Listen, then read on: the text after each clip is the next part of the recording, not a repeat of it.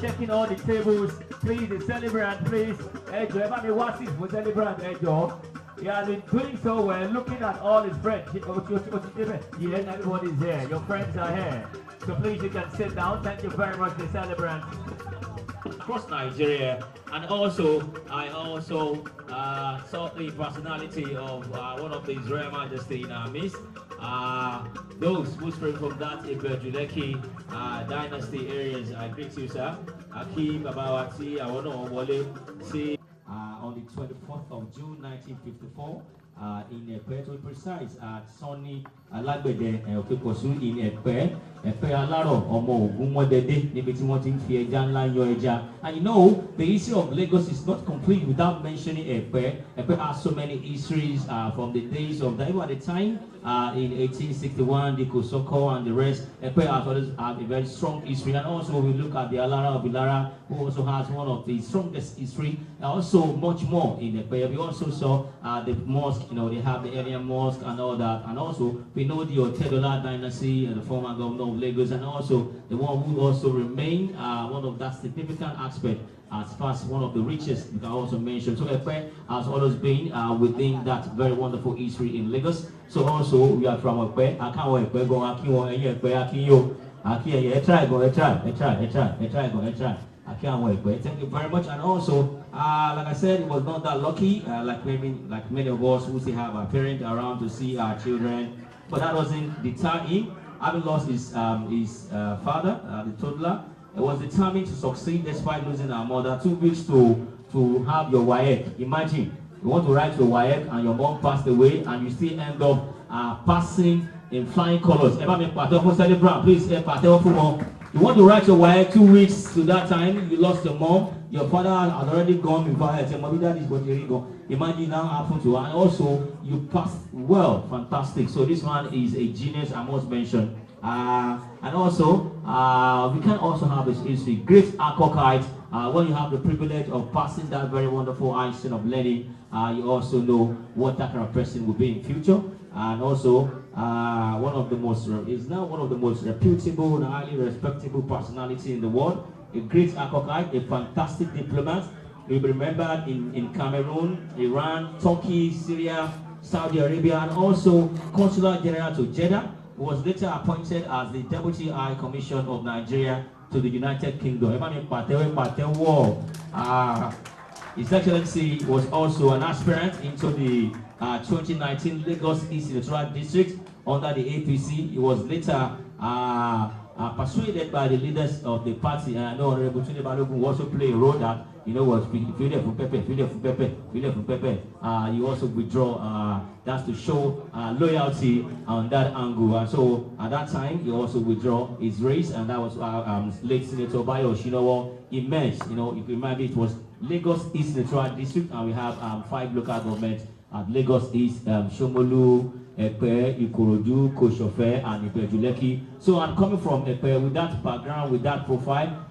The politician will jump at that kind of person. Thank you very much for displaying loyalty at that critical time. And this is what we say about loyalty. Thank you very much. Very wonderful. So like I said, he's a man of honor, a man of dignity, a man who has lived in so many countries, and back home is also enjoying that very wonderful labor you work for. Aki 70 Lesheleni, and all your friends that are here, and what you bani tabani or don't carry in bed in Combeji Loso, you want to walaye. And to marry a bear, to one of very bad, so seeing your friends, it means your prayer has been answered. So on that note, thank you very much. I appreciate all our guests across Nigeria. So on that note, I said there's a question here, and the question is, who is the celebrant? We are going to take a cue from the children. We are going to have that, and also from his friends. We'll be taking, let me just raise it, you know, we have your friends across here. And I know we are going to reserve the whole oral for the chairman of today's event. I know he's going to also get cue from others too, but will also tell us who is Ambassador Oluwatoyin Lawal. So yes. Excellencies here, our darling uncle, the former IGP, Alhaji Musili Osuoji, other eminent personalities, they are present. The chairman of this occasion, our in-law, Mr. Lekode, I know we also know Leko, Wale Babalake, and Your Excellency, the man and his lovely wife. There's a lot to say about him. First among is the fact that he's a gentleman to the core. A very selfless Lagosian, and I can proudly say that the times that we spent together when he was in service, I can say that he performed outstandingly. I had the opportunity of interacting with him when he was in Jeddah. And that appointment, I must say, though unfortunately, was very rare, having a Southerner as Consul General in Jeddah. He did it excellently well.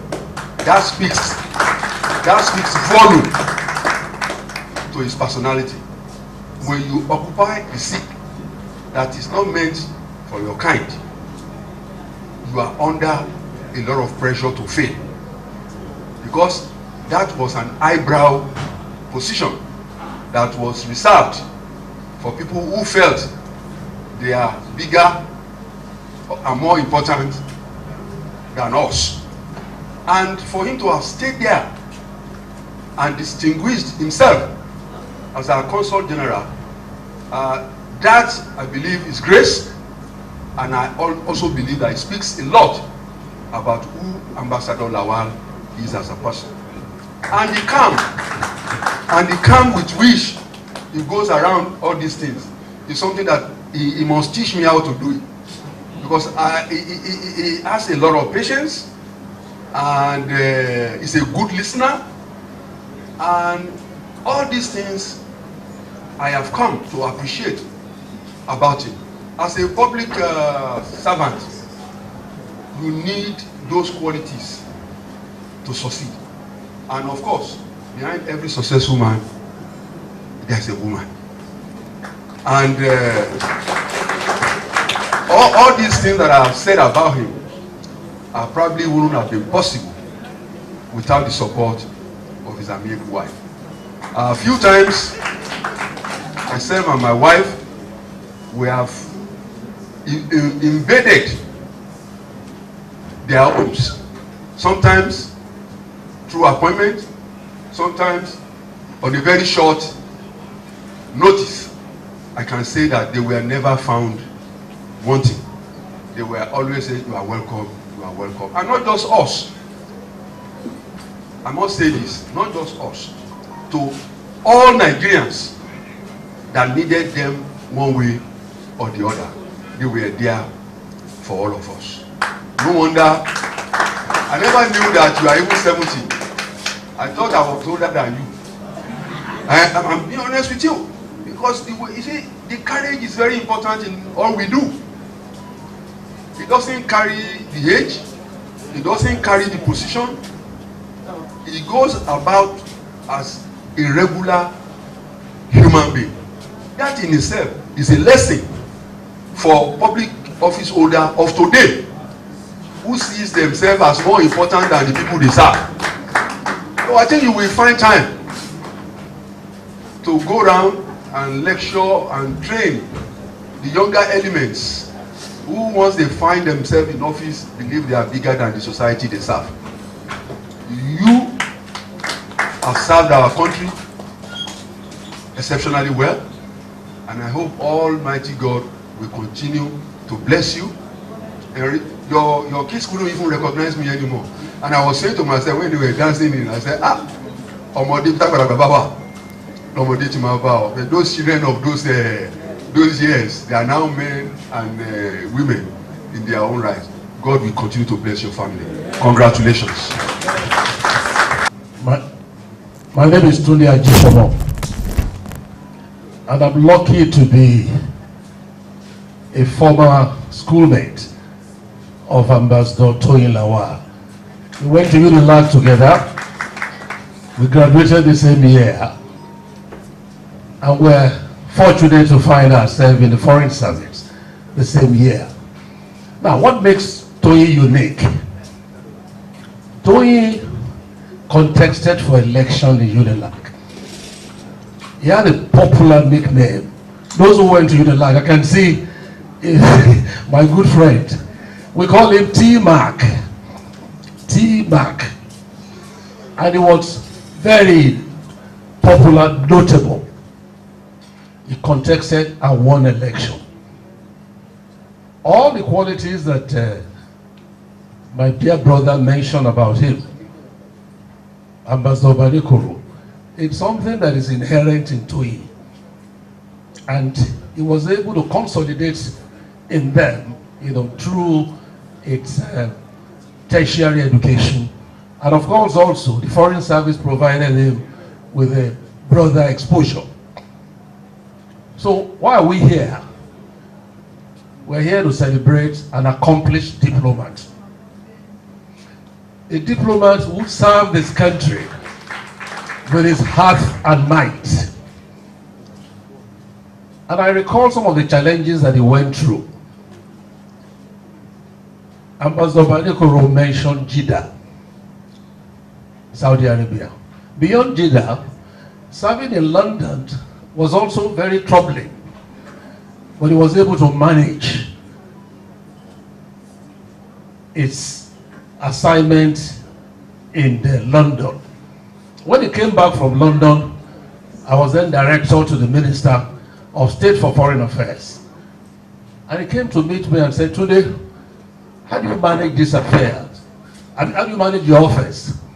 I said, "It's very easy to do, luckily for the education that we've acquired, and more importantly, with the training that we're lucky to have received from our parents.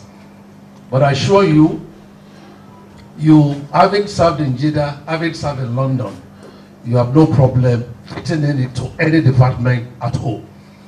And he discharged himself very well. So, Excellencies, Chairman, ladies and gentlemen, TOI is a wonderful person, and that's why I'm not surprised to see people from all shades of the society. Even downstairs, you see quite a lot of people. It is because he's a friendly person, very accommodating, and always forward-looking, very futuristic. Right from the time that we were in the university, Tony had a plan, but you never share that plan with close friends. Very strategic in thought. And that's why today, he discharged himself so well. Tony, congratulations to you. We're very proud of you. And we have no choice that this is the beginning. Nigeria needs you, our region needs you, the world needs you. Congratulations. That's right. Our in-laws, distinguished ladies and gentlemen, senators, and every distinguished individuals here present, talking about Professor Gentleman. He's a gentleman to the core. I'm sure Professor Williams should testify to that. And a perfect and exemplary couple. It's been wonderful the way they are close. They are very, very close. And at the Koyi Club, of course, we'll be meeting regularly. You can't find one without the other. At the club, that's a social club, but they are all together. No wonder somebody said the wife is a special advisor to him on general services. And that is true. Why some of us will be judging when we have guests, female guests at Ikoyi, but you always find him with his wife. I think he deserves an applause for that. You will always find him with the wife. As he picks what they want, of course the wife will try to help me pick too. Or no sooner than they try to do that, I have to move to another table. Because I know I will have a guest. I will have a guest. I don't want to say whether it's a female word or male, but I must commend you. They form an exemplary couple for their children.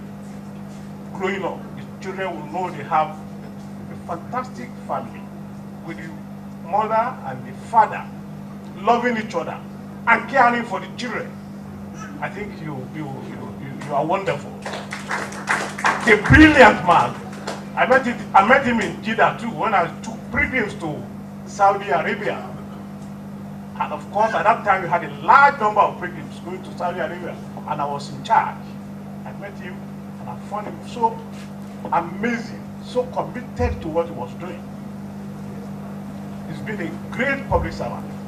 And may God continue to help you, may God continue to guide you. You have just started. You are still a junior brother to me. I know some people will wonder, still a junior brother to me. And may God grant you many more years in good health. You are focused. I have no doubt about that. And God continue to chart a path for you, what you're going to do in the future. Happy birthday to you. Thank you. Yeah. I think I want to start from the beginning. Beginning when myself and Toyin, when we crossed. I think that should be over 25 years ago. That was the time. He was in Saudi Arabia as the Consul General of their country. I met him there for the first time.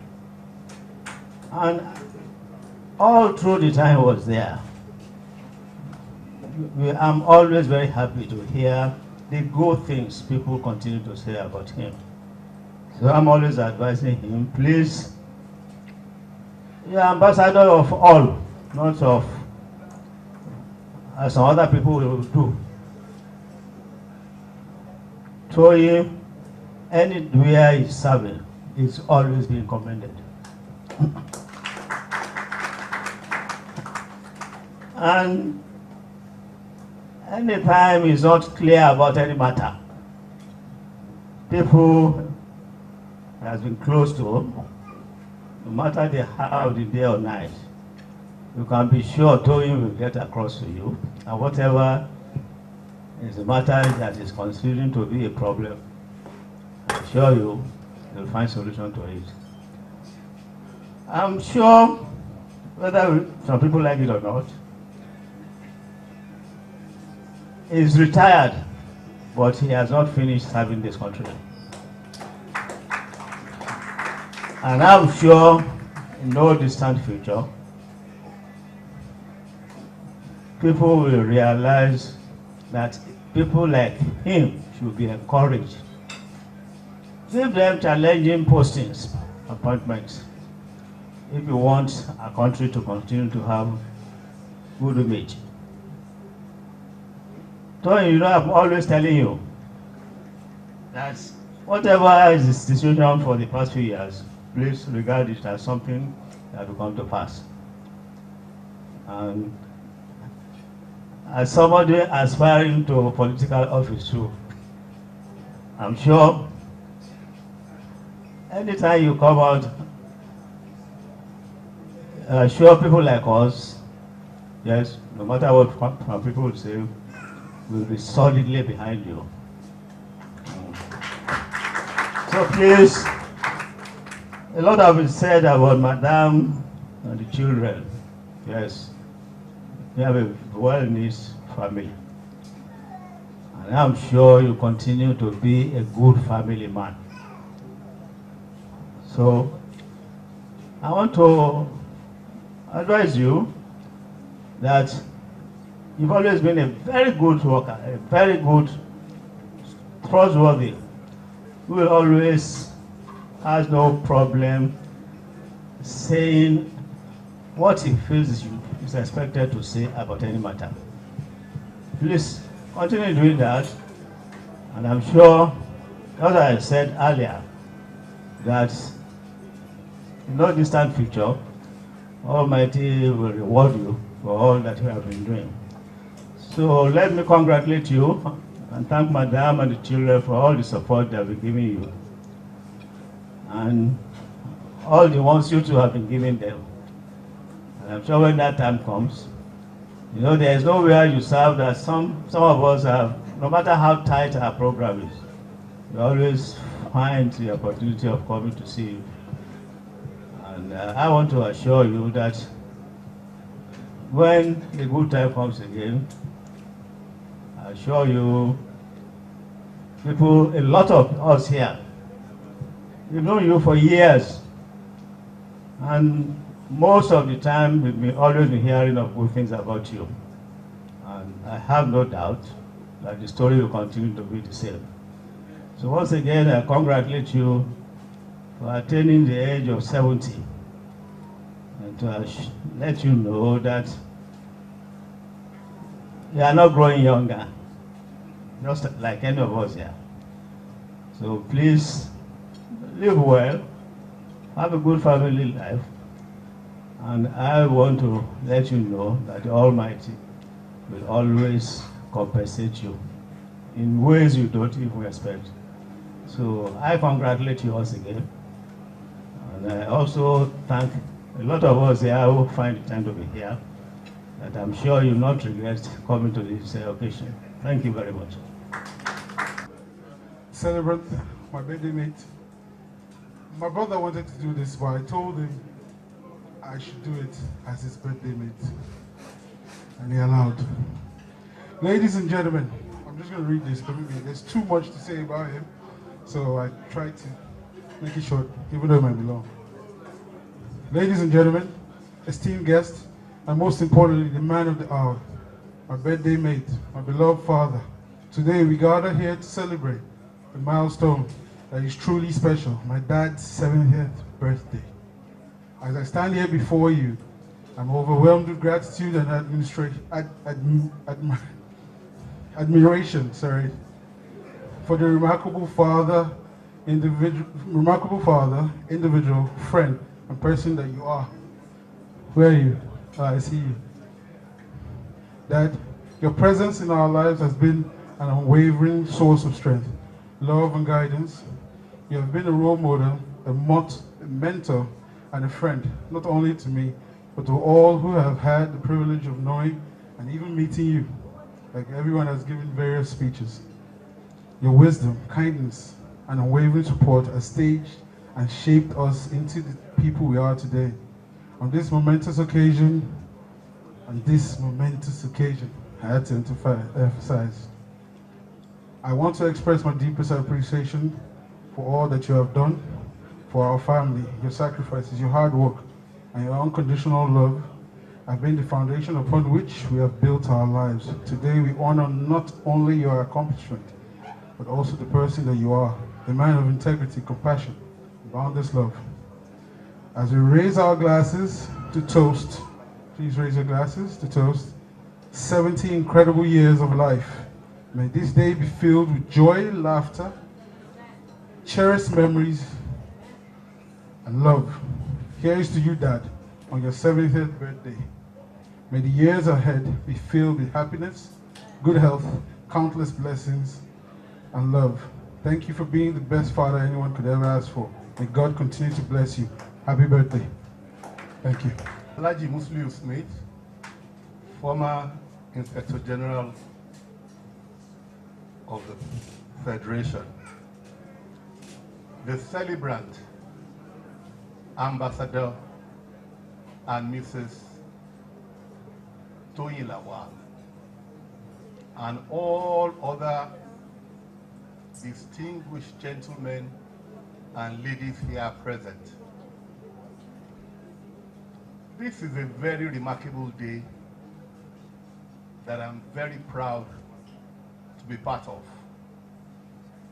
I've listened to a lot of speakers, but I think they met Ambassador Toyin Lawal after me.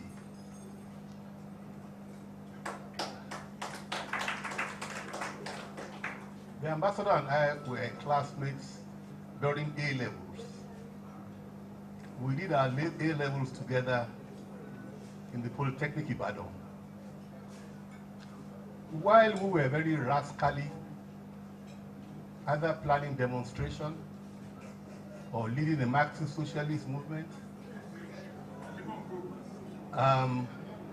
Toyin was very focused. At every opportunity, he was out of school. And we wanted to know where he was going, because he never joined us in all our adventures. We then discovered that they had been courting a young woman, and that they had a relationship, and that was his entire focus. and say to you, throughout the higher school, the ambassador focused on one person who ended up being his wife. I now look back. How could he have been so focused? His biography reveals it all. If you lost your father when you were 6 months old, and you lost your mother 2 weeks before O levels, and yet you were fortified enough to go through life, there must have been somebody behind you.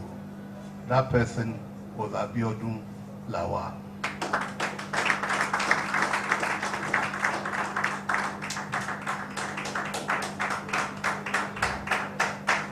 From there, we proceeded to the university, to the same university. But university had become calm, but Toyi was even calmer. And while most of us didn't actually know where we were going to end up, we just knew we were in school, we were studying, we'll get a degree, and we'll know what to do. Toyi knew he was going to the foreign service. He knew from early days of university he was going to the foreign service, and he ended up in the foreign service. In the foreign service, he was totally exceptional. I happen to have been affiliated with his career throughout. Most of the places he went to, I knew about. We discussed the challenges and all over. I remember Iran. I remember all our discussions on Iran. But it was in Saudi Arabia that I found an exemplary public servant. Because what will take me to Iran? I never visited him in Iran. But I was in Saudi Arabia regularly. And my going to Saudi Arabia became a pleasure because of his presence. Apart from the fact that he organized the best protocol for all Nigerians visiting Saudi Arabia, I sometimes got some special attention. And I visited on a few occasions with my wife, who is here with me today. And our experience was blissful. It was after he left that we knew that going to Saudi Arabia was not carrot and cake. Well, while he was there, it was a remarkable pleasure. Now, Toyi is a very good Muslim, very committed, yet not fanatical. He can relate with all the broad sections of the society while holding his own, and is very refined. When he crossed over to London, all the news I heard was that he heralded great organization into the London embassy.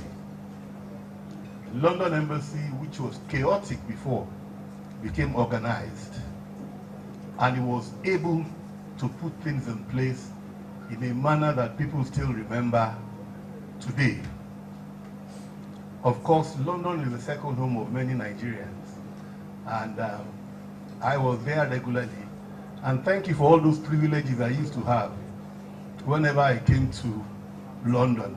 I won't give details now so that I won't be surcharged. But Toyi's presence in London made visiting London so great.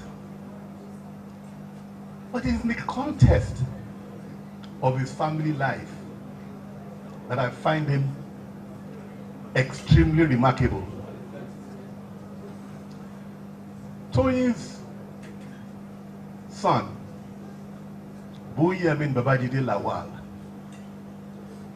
joined me, my farm as a young lawyer today is the partner, and by the grace of God, will become a senior advocate of Nigeria any moment from now.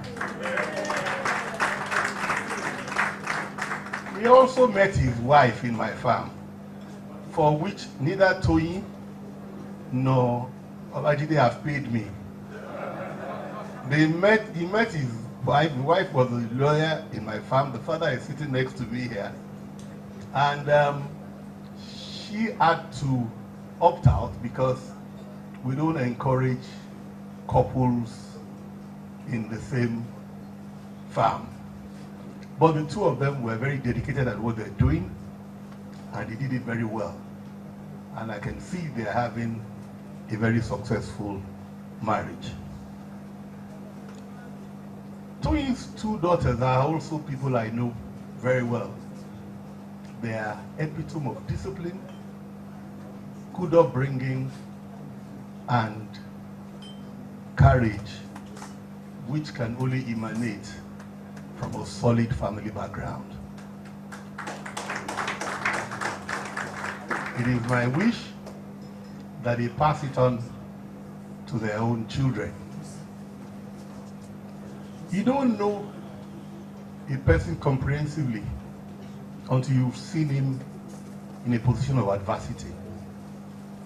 I saw Tony a couple of years ago in a very adverse situation that was heart-rending, that was so painful to me that I could hardly contain myself.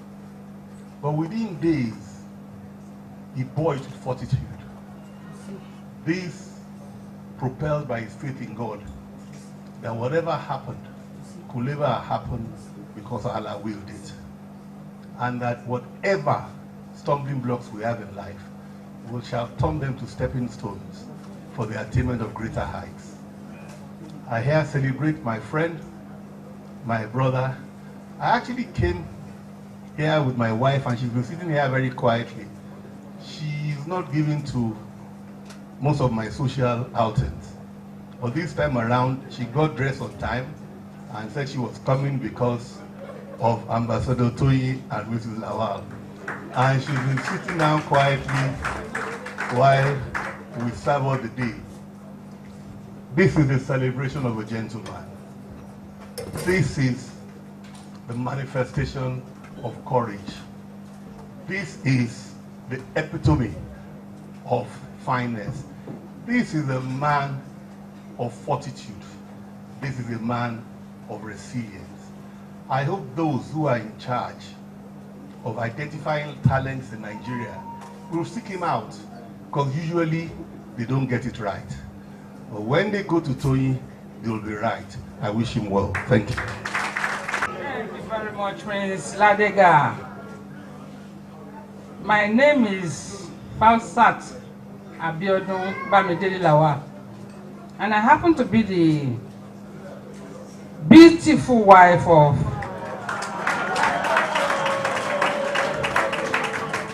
Ambassador Oluwatoyin Kayode Lawal. Actually, we met in a very funny way. It was like we actually grew up together.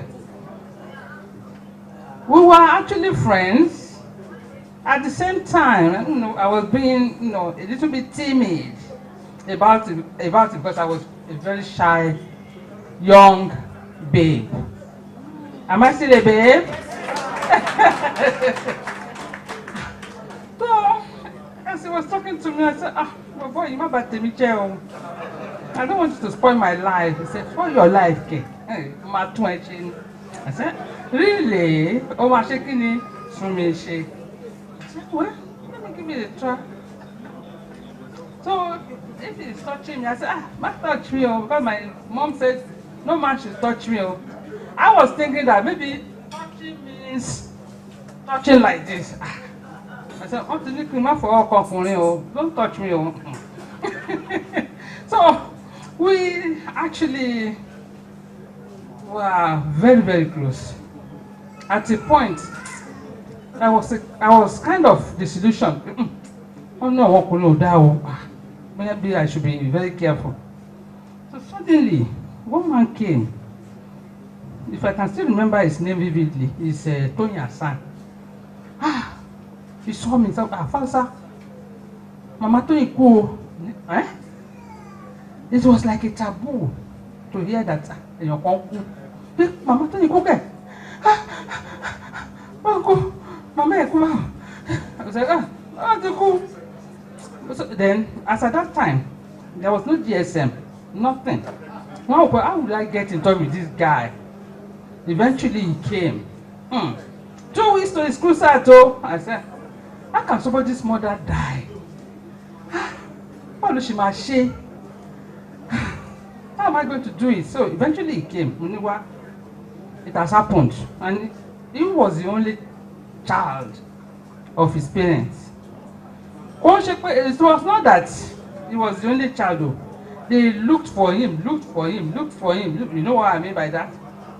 They searched Alpha, Pastor, to be pregnant. It was not possible. Eventually he came. So they gave him so many names. They said, Oluwatoyin, Oluwakayode, Nyobagbe, Oluwaroti. If we continue to mention his names, it's like a whole book. So eventually, Uncle Hassan, Tony Hassan. Unfortunately, I can't get the man's address now. I would have loved to see him. So when he eventually came around, wow, it has happened though. So we have to be together. We have to be glued together. Ma worry, okay. So I am ready to be your sister. Not only mom, sister. At times when it's going astray, Maniwa, I will tell you the truth though. Nobody else can tell you the truth. Not even your friends. I'm so thought of friends. Let's do this. Let's do that. So the rest is history. And I want to seize this opportunity to thank Ambassador Oluwatoyin Kayode. It's been so wonderful. So I wish him happy birthday, many happy returns of the day, long life and prosperity. So I want you all to please give him 3 bogas. Can we start now? Bogas. Thank you very much. IGP Alhaji Muslim Smith, bàbá wa, ẹ̀gbọ́n wa, gbogbo ìrànjẹ́ sí wa ní Sàlẹ̀kò. His Excellencies, all the ambassadors here, the chairman of this occasion, Dr. Babalaki, OFR, distinguished ladies and gentlemen, I don't want to repeat what others have said. They've said it all. But I want us to know one thing about the ambassador of today, we are celebrating today, and the wife. I've been trying to emulate them, but it has been very difficult for me. They are motivators. They are encouragers. In the morning, before you wake up, they are already up. Doing what? Exercising around the estate. I said, how can I emulate these people? I will try to wake up my wife. Nah, lie. Nah, lie. You see, I beg, I'm tired. I want somebody to encourage me, like Mrs. Toyin Lawa.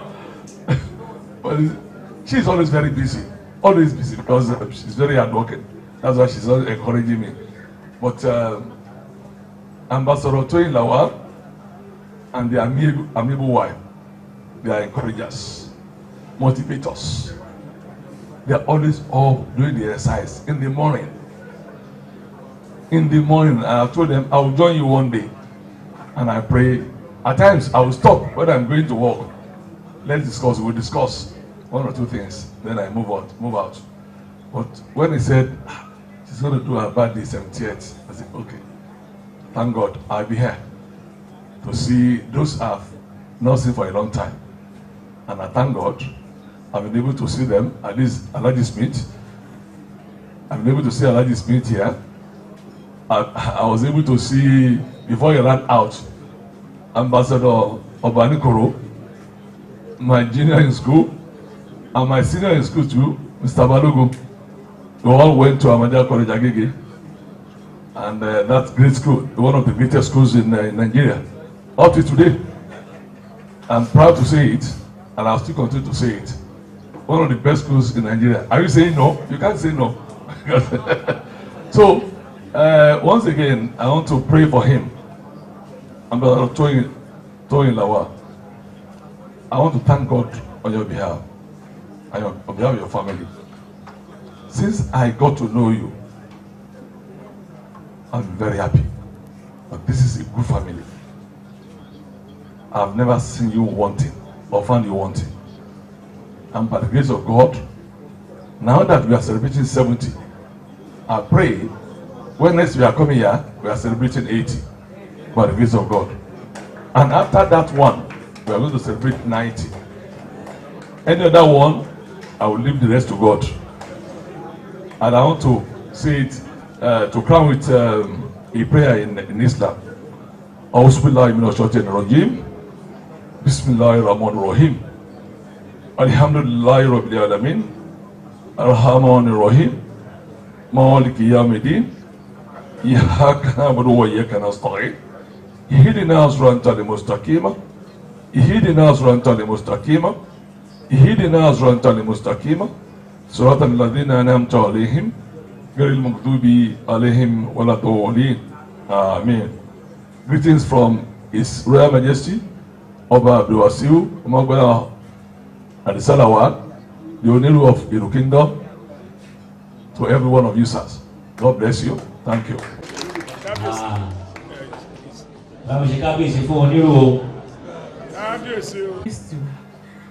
Distinguished ladies and gentlemen, all protocol duly observed. My name is Dr. Eno Udoma Enyang. Talking about protocol, I don't think we followed it because we had Madam speak and my very learned, very senior speak before me. So I'm not sure we followed the protocol right, but however, I would like to say something for the simple reason that one, no woman spoke apart from Madam, and then two, no neighbor spoke. You know that whatever you do outside, when you come home, that's when we know how you really are. And I just want to testify that all what I heard this evening, in fact, I was like, he wasn't pretending, because we see it right where we live. We see him in the morning with his darling wife, jogging. In fact, most times as I'm going out, we stop and chat a bit, you know, before we go out. And he's always with her. He shows her so much regard and so much respect. And a lot of us try to emulate his own behavior with his partner. So I think that is very amiable. Yes, please clap for him. And it's not just about family, it's also about the neighborly family. He's always stood up for what is right within where we stay. He's always pursuing the issues, addressing the issues that we have within our sphere. So I want to use this opportunity to thank him, because we see what he does, the sacrifices. I've heard people say he's humble. He's brought himself down, even where we stay, to a level where, to be honest, if you are not humble, you won't do it. He's put himself out. Please clap for him. He's done very well, and I'm really grateful that I have this opportunity to say thank you, Ambassador. You've been a good neighbor, and I just pray that your later years, as you continue to age, will be even greater. You will not see sorrow. You will not see sorrow. I pray that God will continue to increase you, and the desires of your heart will be met. Amen. Thank you. That's OFR SAN, the chairman of today's event. I just want him to also have the the honor that he is, the power that he is as the chairman of today's event to coordinate the cutting of the cake. Thank you very much. Our own very wonderful Dr. Babalaki. Thank you very much, sir.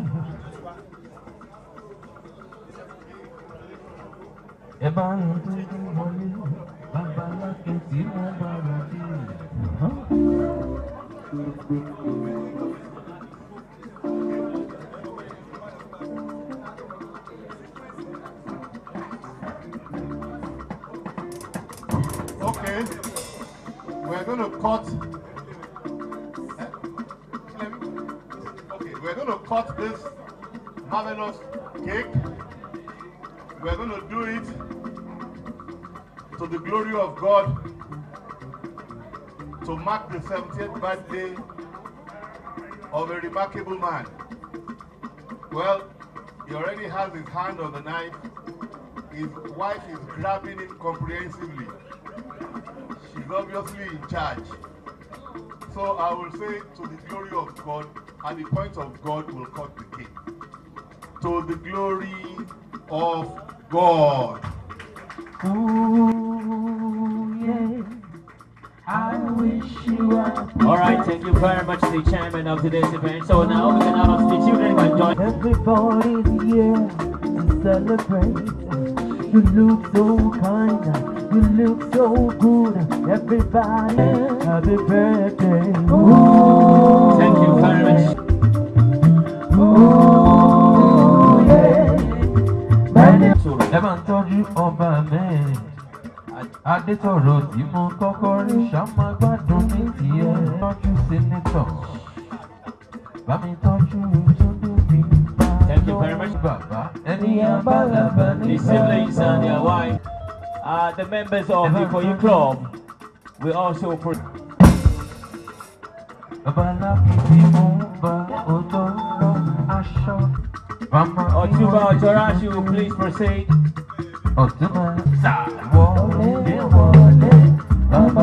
The parable,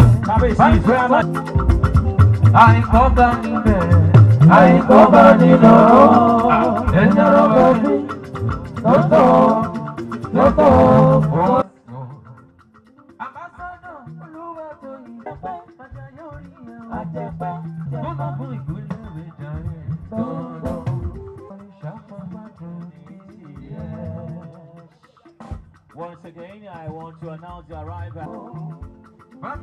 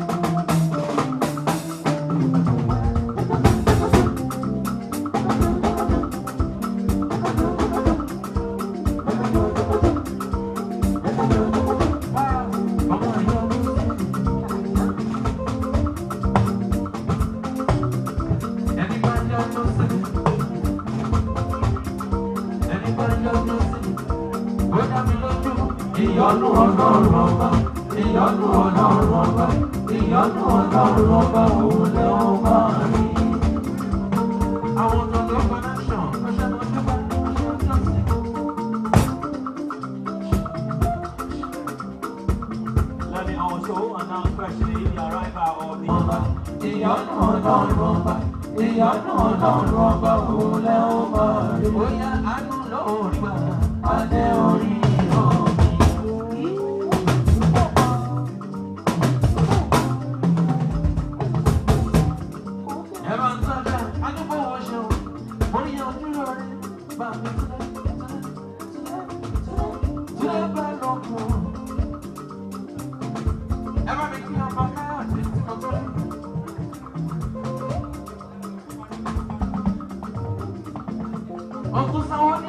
pé. Ẹni bá yọrọ sí ẹ, ó dàbí lọ́jọ́. Ìyọ́nú ọlọ́run ọba, ìyọ́nú ọlọ́run ọba, ìyọ́nú ọlọ́run ọba òun lọ́wọ́ máa. Báyọ̀ ló ní àánú lórí gbà. Adé orí ọ̀gbọ́n, àánú lórí gbà. Adé orí ọ̀gbọ́n, iṣẹ́ tí mo ṣe. Adé orí ọ̀gbọ́n, ọlọ́run ló gbogbo òkun ẹ̀. Adé orí ọ̀gbọ́n, adé orí ọ̀gbọ́n, adé orí ọ̀gbọ́n, adé orí ọ̀gbọ́n, adé orí ọ̀gbọ́n, adé orí ọ̀gbọ́n, adé orí ọ̀gbọ́n. Ẹ bá mi kí ọmọ olùkọ́ láàrin tí wọ́n gbé orí ọ̀gbọ́n. Alọ́rọ̀ bàrà tí mo kọ́ adé orí ọ̀gbọ́n. Bàtọ́ jẹ́ Káyọ̀dé. Adé orí ọ̀gbọ́n. Ọ̀gbọ́n sáwọ́ ni ọmọ kan gbé. Adé orí ọ̀gbọ́n. Báyọ̀ iṣẹ́ mi mọ̀ ọ́ ṣe. Adé orí ọ̀gbọ́n. Ẹ̀kí pọ̀ aṣọ́rò tí wọ́n kọ́kọ́. Adé orí ọ̀gbọ́n. Ẹ̀kí sì ní tó kọ́ tẹ́lẹ̀. Adé orí ọ̀gbọ́n. Ẹ bá mi kí ọba tó kọ́ mẹ́ẹ̀. Adé orí ọ̀gbọ́n. Adé jọrọ̀ tí mo kọ́kọ́ rí. Adé orí ọ̀gbọ́n. Bá ń tọ́jú ara táwọ̀. Adé orí ọ̀gbọ́n. Ẹ̀kí tún di alábìnrin tí wọ́n náà. Adé orí ọ̀gbọ́n. Bá ń tọ́jú tó jẹ́ ìsọ̀gbà tí wọ́n. Adé orí ọ̀gbọ́n. Ẹ̀kí ọba Káyọ̀ ṣe kọ́kọ́. Adé orí ọ̀gbọ́n. Ọlọ́run ló gbọ́dọ̀ fún ẹ. Adé orí ọ̀gbọ́n. Adé orí ọ̀gbọ́n. Adé orí ọ̀gbọ́n. Ẹ̀kí ọba tí mo dún. Adé orí ọ̀gbọ́n. Ojú òní ti rán. Ẹnu òní ti dàgbẹ́. Let me also announce the arrival of Kábíyèsí Aláyọ̀ Àdúrà Majesty oníkàtẹ́ ọ̀fìn kàtẹ́ bíṣọ̀ ọba Adams bí wọ́n ṣe fẹ́ràn ọkùnrin àtọ́bìnrin gbogbo ló fẹ́ràn rẹ̀. Ẹ bá ń tọ́jú ọba oníkàtẹ́ tí mo dúró. Bá ń tọ́jú alára tí mo kọ́kọ́ rí. Àràbà ní bàbá. Ẹni àbálàbà ní bàbá. Ọba alára ṣàmàgbádùn ní tìrẹ. Kìnìún yọ sẹ́ran kó. Gbèdéke fẹ́ràn. Ọba alára kìnìún yọ sẹ́ran kó. Gbèdéke fẹ́ràn. Olúfọlárin ló yọ sáwọn ìdọ̀tí wọn. Kì í ṣe fún ẹ rárá. Bá ń tọ́jú oníkàtẹ́ tí mo dúró. Olúfọlárin tí wọ́n lórí ṣe. Bá ń tọ́jú àpinnu ọ̀ṣà. Èèyàn pàtàkì ti bẹ́ẹ̀ òòjọ́. Bá ń tọ́jú oníkàtẹ́. Oníkàtẹ́ ìjọ tí mo dúró. Olúfọlárin iná tí mo dá. Kì í ṣe fún ẹ rárá. Bóyá wọ́n bá yẹ wọ́n kọ́. Wọ́n fi iná sọ́kò yìí dá. Wọ́n bá yẹ wọ́n kọ́. Wọ́n fi iná sọ́kò yìí dá. Bóyá Àgbèrè wọnú ọlẹ́fẹ́ fi iná lè jáde. Ohun tí ó lè bọ́ sí, òun lọ ra wọlé. Wọ́n lé ẹtí tí Olúwa òkun wọn ṣe. Àyọ̀mọ́ òkú orílẹ̀ lẹ́jọ́. Orílẹ̀ lẹ́jọ́. àyọ̀mọ́ Orílẹ̀ lẹ́jọ́. oníkàtẹ́ ọba ni mo wà mọ́ wẹ́. Ọba ni mo wà.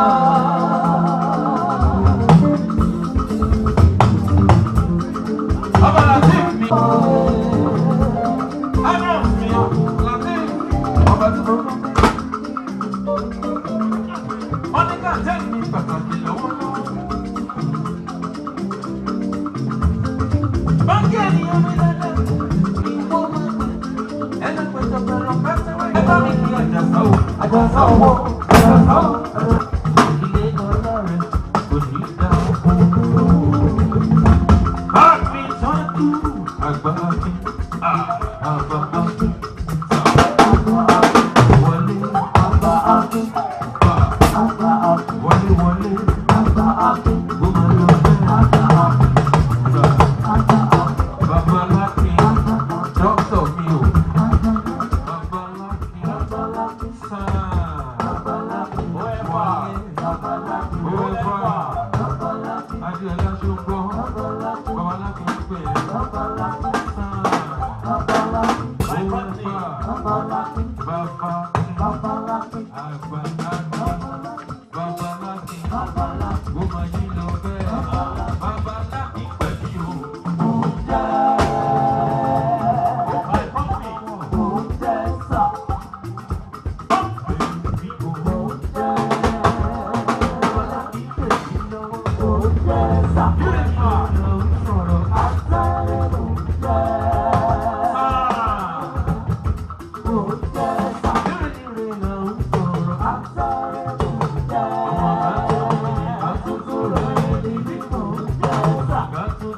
Bye.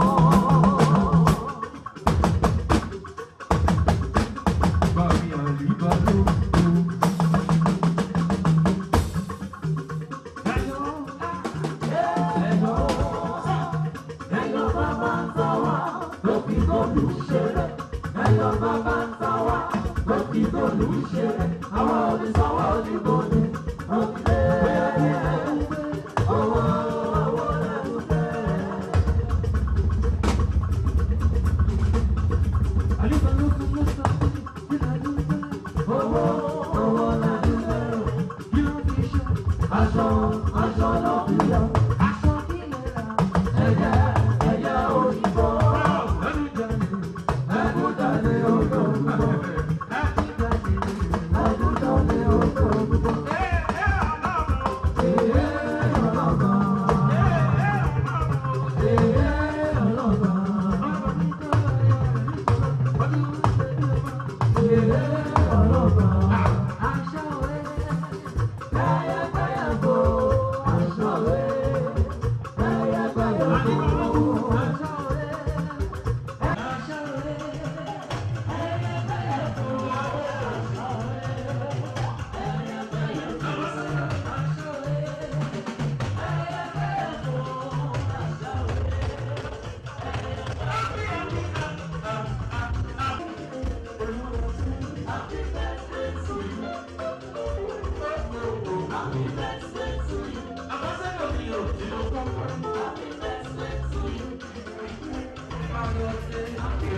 This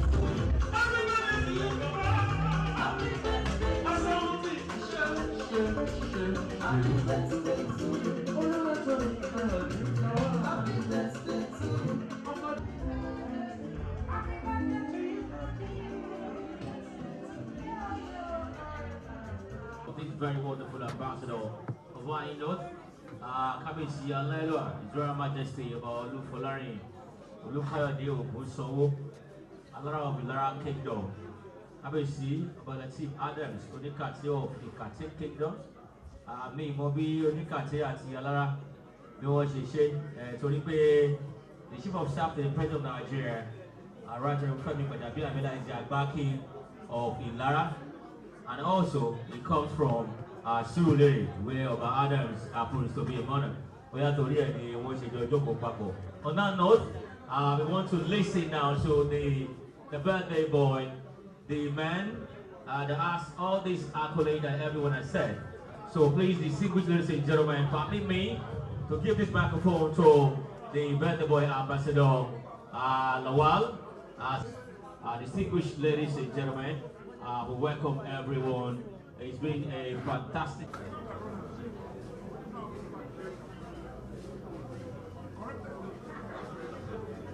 Hello. Hello. Hello. Hello. Good evening, ladies and gentlemen. No protocol was actually established, but I want to stand on the already established protocol. Much of my history has been bandaged around by speakers who, by accident of history, came to know me along the line of my FB sojourn. Let me reintroduce myself to you again. Of course, you know that I'm Ambassador Oluwatoyin Kayode Lawal, the former Deputy High Commissioner of Nigeria to the United Kingdom, former Consul General of Nigeria in Saudi Arabia, former Chargé d'Affaires of Nigeria in Côte d'Ivoire, former Chargé d'Affaires of Nigeria in Cameroon, and former Foreign Service Officer in several countries, even concurrently as well. Well, today, it's a great day for me. I'm highly elated because I'm so elated to the extent that I look back. When I look back, I know that life has been so fantastic. It has been challenging. As you must have heard from some of my friends, my early life was actually characterized by a lot of privations and challenges, travails.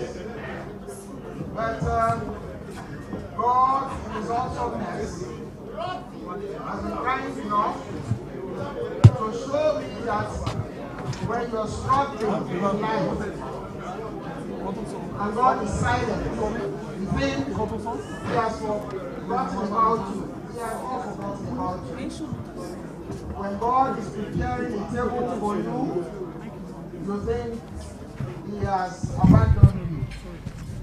That summarizes my story. By the lottery of fate, I was born into a family, a very lowly family. And in no time at all, my dad had to leave when I was 6 months old. As a toddler, I didn't even know anything about it. I mean, you can imagine how traumatizing it can be. You cannot even see the picture of your dad and say, this is my father. To that extent, is better, the lacuna created by that can better be imagined. For me, I lived through it, and as if that was not enough, when I was 18 years old, I also lost my mother in an accident. I was virtually on the street in Lagos. I don't know whether a friend of mine has left. He retired from the Customs Service as an Assistant Comptroller General. He was one of those individuals who actually came to my rescue. We were sleeping in Ekwetedo in a compound called Ogutusi Court. The mother was so kind to me that when we sleep in that compound, we can't sleep until about 12 midnight because I didn't have anywhere to go. So we'll sleep in that compound, but the mother was so nice that she will come during the early morning dew. She will come and wake us up that we should come and sleep in our bed because she would want to pray. She's a Muslim. That, my friend, is Are Rashid Owolabi Taiwo. It was so bad that I had to traverse all the local governments in Lagos because some of my friends who are here, they never knew that while I was in the university, anytime we were going on holidays, I was not a happy man because there was no place to go. I will just, when the holiday time came, I will be sad. I will say, oh, what do I do now? Where am I going? You know, I would rather stay on the campus forever. So it was that bad. But as fate will have it, my wife of almost 50 years came along and we started like a joke. And the way nature works, you know, it reminds me of a poem that I read when I was in Iran, written by one Persian, Sahadi. He said, human beings are like parts of the body. If one tiny part is in pain, the entire body will feel it, will be affected. If you are not, you know, affected by the problem of another human being, you cannot be called a human being. I have to use this opportunity to thank certain individuals who have been very, very, they have, in fact, they freaked me out so much that one of them is that Are Taiwo Rashid Owolabi. Another one who is here, we all know him. I don't want to go into the nitty-gritty of what he has done in my life. He has been there as a friend. He is Wale Babalakin, SAM. He's a fantastic human being. And I dare say, I always tell him that in the course of my life Sudan, I've met a lot of people. The president of this country, without being immodest, I've had cause to be in the same room with most of the presidents of this country. And the high point of this, to also tell you that God is awesome. It's a statement that we made, but nobody has actually lived it. I have lived it. In 1994, when Mandela was released from prison, I was going from Tehran to Rome.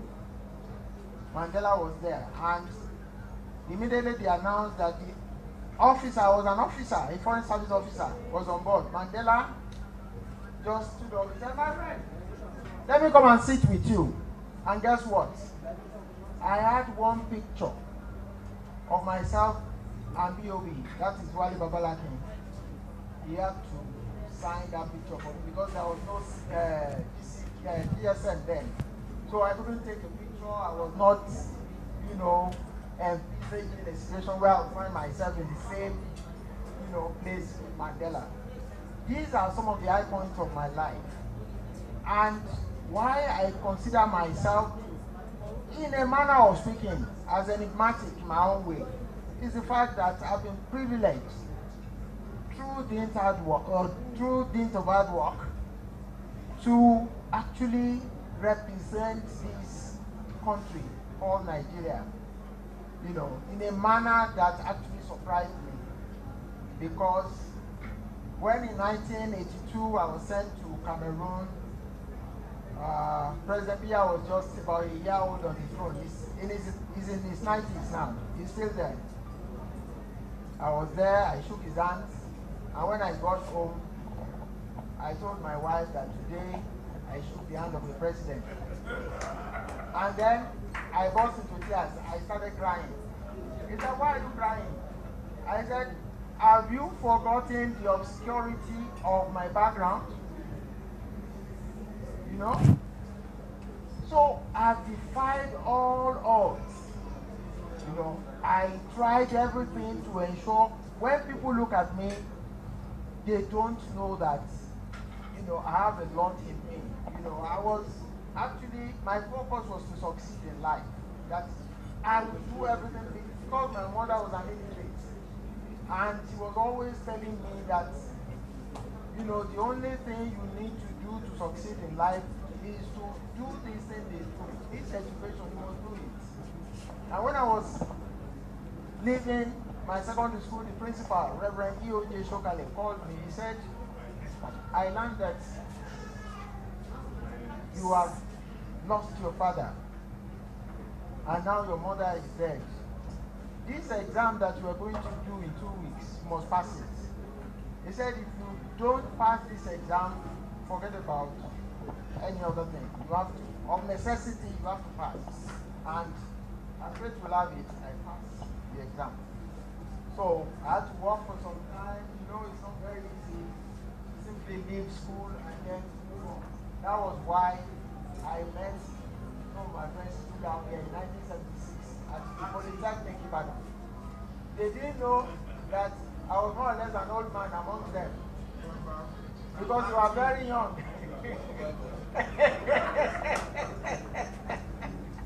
So, you know, it's been a journey for me. I also want to use this opportunity to thank the Olowo Eko Baba Fuad, the KBC of Lagos State. He has always been a pillar of support to me. He is not here, but he's here. Another person that I must thank profusely is the IG Smith, the retired IG Smith. He has been everything to me. He's a wonderful human being. And one thing with me is that I'm always very, very loud about where I'm coming from. So people see me and they look at me, they say, this guy, he doesn't look like he has this kind of background that he's talking about. But they know that I don't have a brother, I don't have a sister. But here we are. I thank God. God has been so grateful. And I want to use this opportunity to thank all of you who have been part of my story. God will continue to be with you and guide you in everything you want to do. Gbogbo dáadáa àwọn ọmọ yín ìṣojú ẹ̀mí ló máa ṣe o. Ẹ ní ṣẹ́kù o. Àádàgbà àdarúgbó á ní good health. Ọlọ́run ní fi wá dà àwọn ọmọ wa láàmú o. Ọlọ́run dẹ̀ ní fàá náà dà wọ́n láàmú. Ẹ ṣé gan ni o. God bless you all. Thank you so much.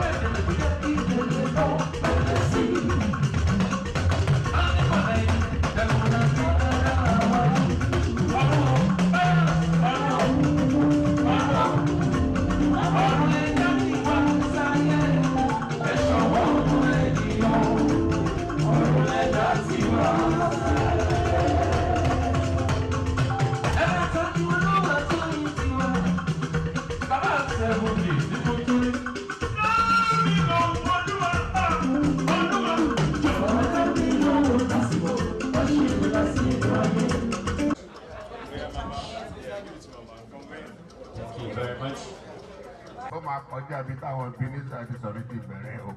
Ẹ bá mi pàtó fọmọ yìí rọ̀ lọ. Jide Sticks and his Golden Tunes Band. Jide Fawole. You know what? I've been engaged with what you've been doing because you are not stopping at all. You are dancing like don't if I go my 80 go my dance, I want to congratulate all of you for coming here. I had to come.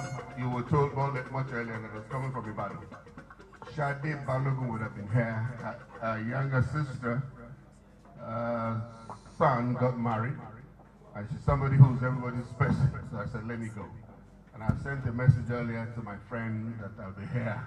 And I'm happy I am. But anyway, the Biscon viewers team are here. So tomorrow, all you want to do is just stay tuned to BC or Latino show on Biscon TV. Now we're on YouTube. You cannot miss it. Because the gentleman who told us his story, I don't know if he's around. How is he doing it to keep the way he's keeping? So trained, even at 70. If he was 70 last year, he has to tell me all the things he's been doing to keep this trendy. And another thing about himself and the wife, it's like they're 5 and 6, like they mind, they think together, they breathe together. Because Tobati Rocco Aria is a good example to those of us who are married. I've been married for only 43, and I'm trying to see that I copy people like that. 43 years, I mean. Ladies and gentlemen, I'd like you to put your hands together for this guy again. Jide Sticks and the Golden Tunes Band. Take us back again, and let us see you dancing here.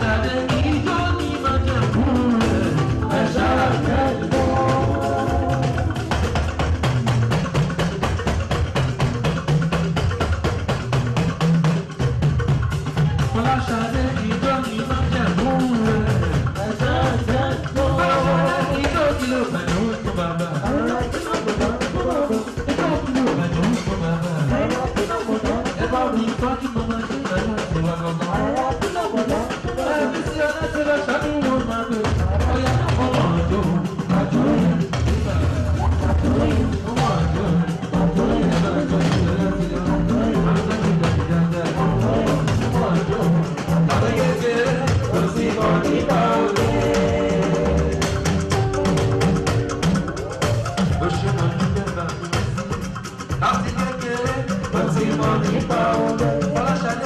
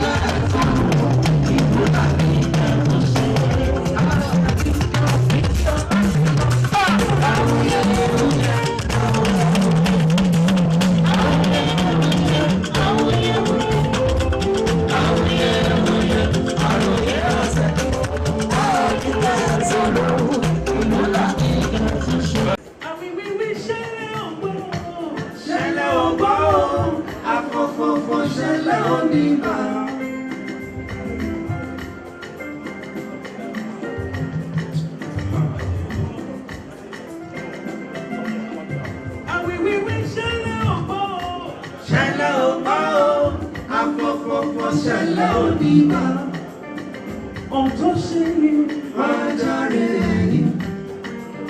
Ẹ̀yìn bá padà ságídí aláwòrán. Ohun tó ṣe yìí máa jáde ẹ̀yìn. Ẹ̀yìn bá padà ságídí aláwòrán. Torí bẹ́ẹ̀ ẹ̀rí máa kẹ́jú bá fún wa. Ẹ̀rí máa kẹ́jú bá fún wa.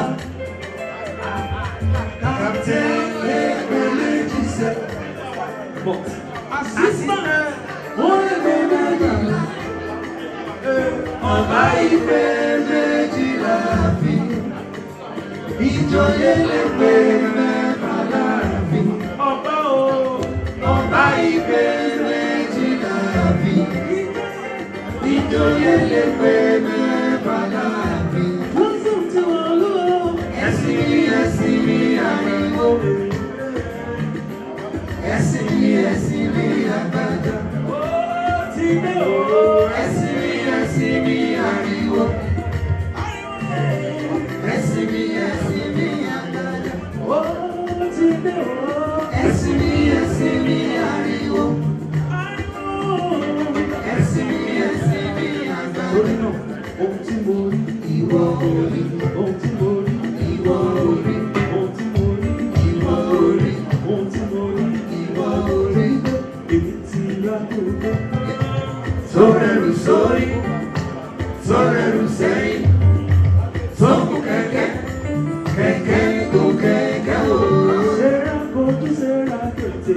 Sẹ́ra ti ṣàgbéra o. Sẹ́ra ti ṣàgbéra o. Sẹ́ra kojú sẹ́ra tètè. Sẹ́ra ti ṣàgbéra o. Sẹ́ra ti ṣàgbéra o. Sẹ́ra kojú sẹ́ra tètè. Sẹ́ra ti ṣàgbéra o. Sẹ́ra ti ṣàgbéra o. Ìbálẹ̀ ọjọ́ yẹn rí. Aláìsàn ló ń jẹ́ o. The Lagos House of Assembly.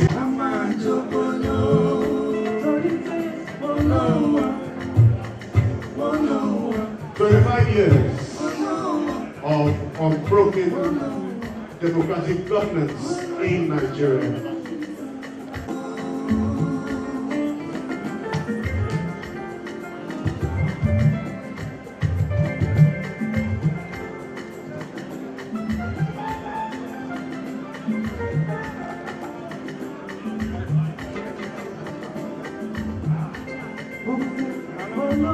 Former Deputy Speaker.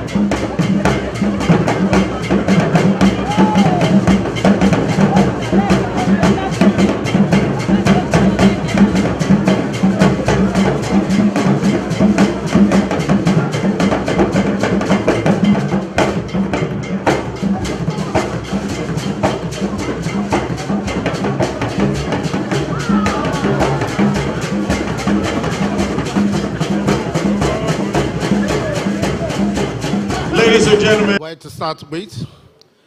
I just have to say a very big thank you to each one of us in this hall. And I would like to seek your permission to adopt introductions that have been made by the culprits. But however, I would like to be a bit partial by recognizing those people we have brought here to talk to us this evening. And I'm sure each one of us will grant me that honor. With us this evening, I would like to recognize the First Lady of Lagos State, who is in our midst this evening. Mrs. So as I relay their names, please kindly share them all. We have Laurent Favier, Consul General, French Embassy. Thank you, sir, for coming. We are Bonamni Consulate. We thank you for coming. And our own sister from Lagos, Honorable Abike Dabiri Rewa, Chairman Nigerians in Diaspora Commission. Ugo Bodi, the Consul General, Italy Consulate. And Johnny Baxter, United Kingdom British Deputy High Commissioner. We also have somebody I can call either, what do we call it? Frenemy. He's a friend, he's also an enemy, because you have to be very careful and you need to toe the line so he will not become your enemy. You know, when you see somebody that says he's fighting corruption, that simply means you need to be careful to relate with you. But yet, he's still our friend. And we have with us Mr. Debo Adeniran, Chairman, Center for Anti-Corruption and Open Leadership. Thank you for coming. We also have Mr. Michael A. Evin, USA Political and Economic Chief, U.S. Embassy. Thank you. Mr. Muda Yusuf, former Director General, Lagos State Chamber of Commerce and Industry. Thank you, sir, for coming. We have Professor Egosa Osagi, DG, Nigerian Institute of International Affairs.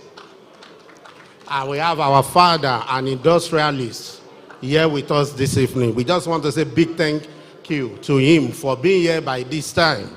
Prince Samuel Ade doing investments. Thank you, sir, for coming. And our mother, our sister, for us to go back home, likewise me. And if I fail to do this, my own life may be a bit difficult. So permit me to recognize my lovely and beautiful wife, Mrs. Olushola Falilat Obasa. She's here with us. And I also have my lovely children, two of them here, to witness what we call democracy and how we grow democracy in this part of the world. We have Sinas Abeke Obasa here with us, and also Ibatu Lai Obasa. They are all here to witness how we celebrate democracy. So once again, I want to thank all of you. My brothers and colleagues from Lagos State House of Assembly, I thank you. They have been very supportive, very dedicated, very loyal, and they have been serving people of Lagos with all totality and loyalty, and I can never thank you enough. If not for them, there won't be what they call speaker today. As we all know, first among the equals, because they are all qualified. So I say thank you, God bless you, I thank you all. And our party leaders, GAC, I can't mention you individually, but I thank you for coming. So ladies and gentlemen, esteemed guests, fellow citizens of Lagos State, welcome to this evening celebration marking 25 years of unbroken democracy in Nigeria. Sipping our drinks and enjoying others' company. Let us take a moment to reflect on the significance of this occasion. We are here not only to celebrate, but also to dissect, analyze, and criticize the 25 years of our democratic experience to guide our democracy journey ahead.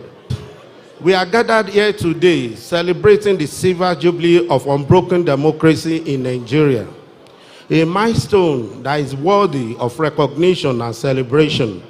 Since May 29, 1999, we have consistently upheld the principles of representation, accountability, and rule of law.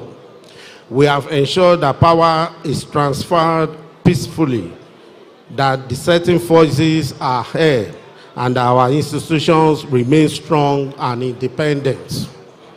Ladies and gentlemen, our democracy has endured despite challenges and setbacks. We have faced elections, protests, debates, and our commitment to democracy has remained unwavering.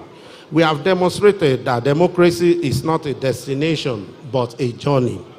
And we are proud to be on this path. As we mingle and network tonight, let us acknowledge the heroes of our democracy, past and present, who have fought tirelessly to entrench democratic values in our land. Let us celebrate our achievements and acknowledge the progress we have made. Tonight, we honor sacrifices of those who fought tooth and nail for democracy we enjoy today. We remember the likes of Chief MKO Abiola and his wife, Kudirat Abiola, who paid the ultimate price in the struggle for democratic governance.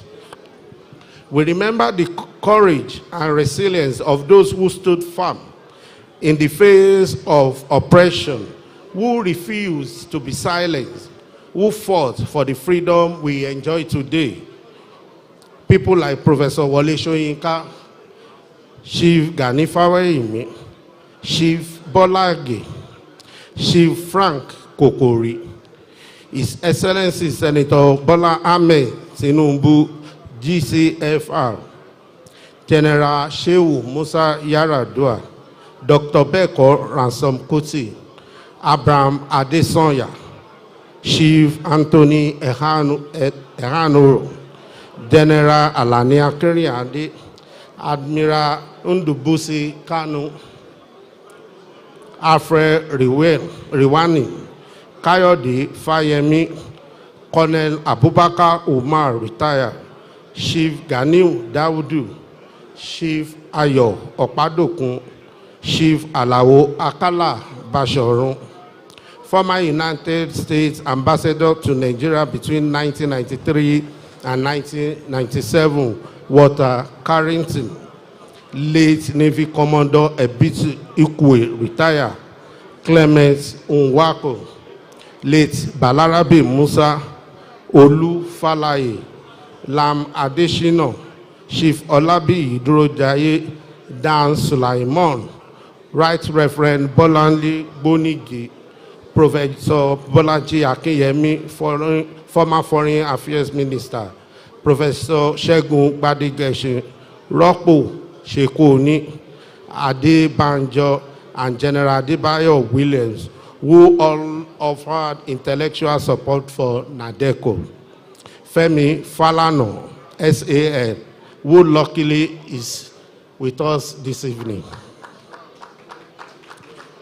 Femi Aborishade, Joe Igbokwe, Olisa Agbakuba, Chief Cornelius Adebayo, Ayo Obe, Governor Uba Sani, Reverend Father Matthew Kuka, Ebu Adegboruwa, Clement Nwako, Debo Adenuran, who is also with us, Akinola Orishagbemi, who was personal assistant to Kudirat Abiola, Chief Chukwuemeka Iseife, who died recently, Innocent Chukuma, Shima Ubani, Bumi Aborishade, Dr. Tunji Braithwaite, Chief Rav Obioha, Colonel Gabriel Ajayi, Senator Shehu Sani, Abdul Oro, and Ayo Adebanjo. Journalists who joined the struggle include former governor of Ogun State, Chief Olusegun Oshoba, Nosa Igiebo, Bayo Ononuga of the News and Tempo, Kunle Ajibade, who was jailed for life, Bayo Ononuga, Babafemi Ojodu, Chris Anyanwu, and Bagauda Kato, who was killed, to mention but a few. Others who joined the struggle include Dr. Frederick Fashewu and Are Gani Adams of OPC organization. Ayodele Adewale, a young man then, but a grown-up now, is here with us this evening. And many unsung heroes who were killed on the streets of Lagos. Another part of Nigeria, media organizations, including National Concord, Tel Magazine, Punch, The Guardian, and Tribune, truly proved their worth as fourth estate of the realm. There were also resilient market women, ably led by Alaja Abibat Mogaji, the late Iyaloja General. We also remember noble rules of some of our royal fathers, particularly the Awujale of Ijebu-Land, His Royal Majesty Sikiru Adetono. The Nigerian Labour Congress at the time played formidable roles, as well as National Association of Nigeria Students. They have all etched their names in golden book of this great nation. Here we must mention some countries that stood staunchly with us during the turbulent military era, especially Canadian and South African governments.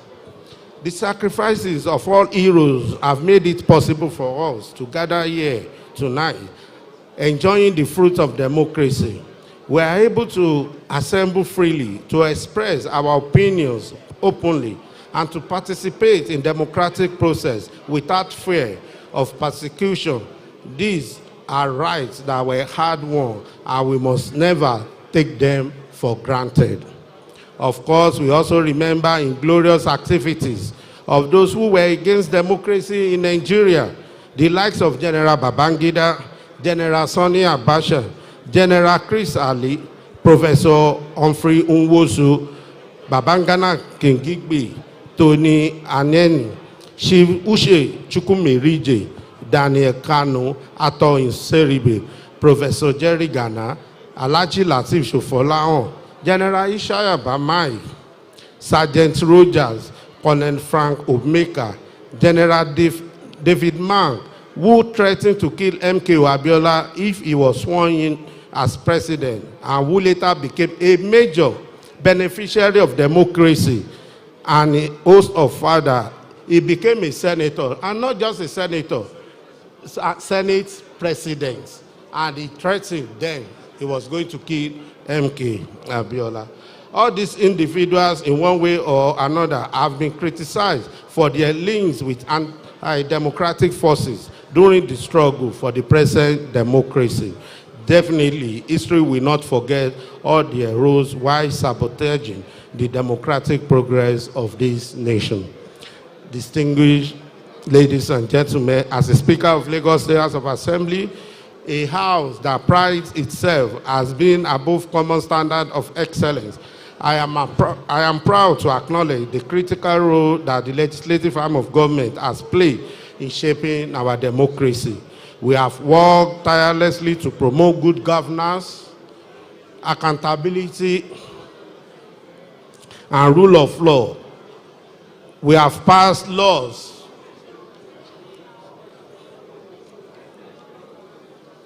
that have transformed the lives of our citizens, and we have held our executives accountable to their actions. Lagos State House of Assembly has fostered strong relationships with democratic government and institutions worldwide through exchange programs, foreign parliamentary visits, worldwide through exchange program, foreign parliamentary visits, and interactions with parliamentary leaders and members. The Assembly prioritizes the education and development of its members and staff, sponsoring them to attend various training programs, seminars, and conferences locally and globally. These include Annual Commonwealth Parliamentary Association, CPA, National Conference of State Legislature, NCSL in USA, International Bar Association conferences, International Law Institute programs in Washington, USA, and visit to the British Parliament, the Westminster. As a transformative and people-centric legislature, the House of Assembly has delivered impactful laws and representation, reforming justice, social welfare, and security systems, and driving tax reform, infrastructural development, and transportation improvement. These have attracted significant attention from local and international admirers, leading to frequent visits from international representatives, private citizens seeking to learn from us, exchange ideas, conduct research, or participate in exchange programs.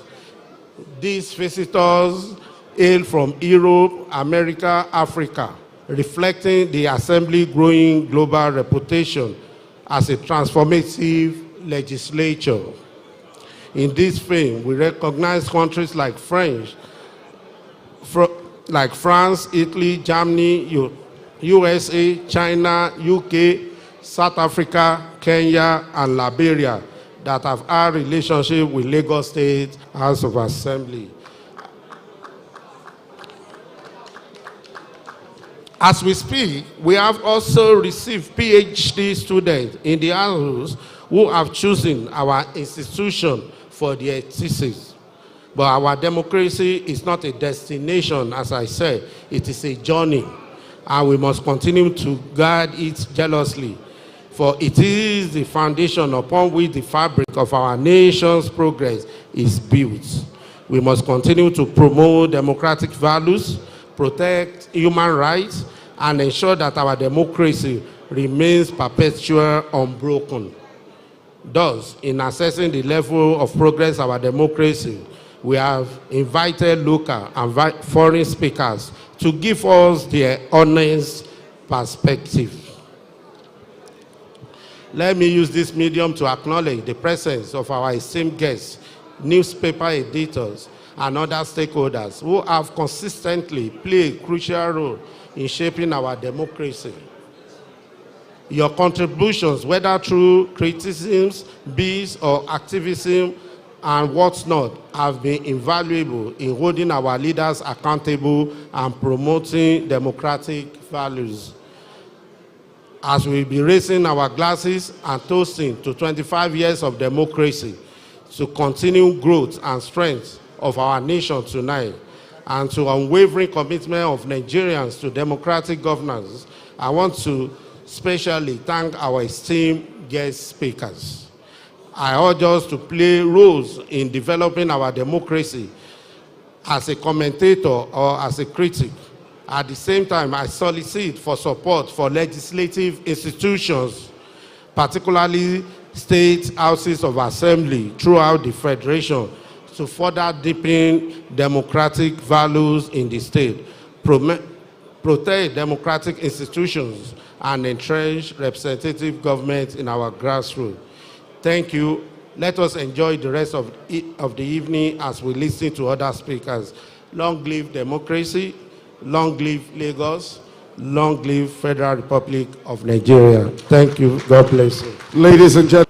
Honorable Dr. Obasa, this evening, I must ask a few of us, how has democracy played out in favor of Nigerians in the last 25 years? Can someone in our midst tell us, please? Can I cite any of the ushers here that can pass the microphone to... Let me just help by saying that we're on a journey. We have not reached the promised land, but we truly will get there because we've had 20... Wife of the governor, members of the House of Assembly, members of the diplomatic community, leaders of our very, very great party, the All Progressives Congress, members of parties who are opposed to us, who are in our midst, distinguished ladies and gentlemen, good evening. And I think that I like the part where Speaker Obasa said that his children were in the hall. I like that part. And he brought them to see what democratic celebrations and institutions are like. So I want to start my intervention from there and to say that if there was no democracy, there will be no House of Assembly. And so for those who wonder why we celebrate, we're celebrating liberties, we're celebrating the freedoms to make laws through people representing us, elected by us. We're celebrating people to make laws in an open arena where we have a sense of what is happening, where therefore we can predictably see how our affairs are being ordered. And if I may say, manner of very lightly, maybe without a house, without a democracy and a House of Assembly, there will be no Honorable Obasa here, neither will there have evolved a Speaker Obasa, so he will probably be practicing law somewhere, and there will be no this evening. But we do have this evening, and people must hold on to it very jealously.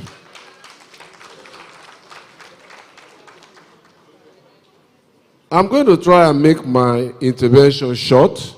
I've written down some notes. And just to say that for those who understandably are impatient with the democracy, I hear them. It can be a tedious way to govern. And there's perhaps no better person to express that to you than the Speaker of a House, having to work with 39 other members to reach decisions. And then, as if that wasn't easy or difficult enough, the executive arm having to bring perhaps a money bill to Parliament, and then by the time it comes out, it has changed what it looks like.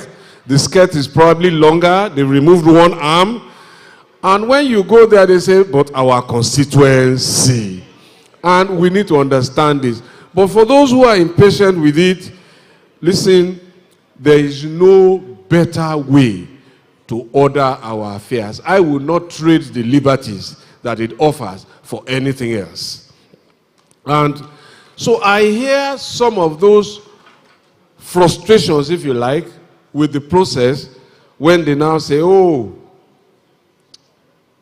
Nigeria is not a federal state. It's a unitary state. It's this. There's power too much here. There's power too much there. And we should take it off. But I disagree with them. They are wrong. We are a federal state. And let me tell you why. A federal country, federal state, whatever. Let me tell you why. We have multi-level legislative houses.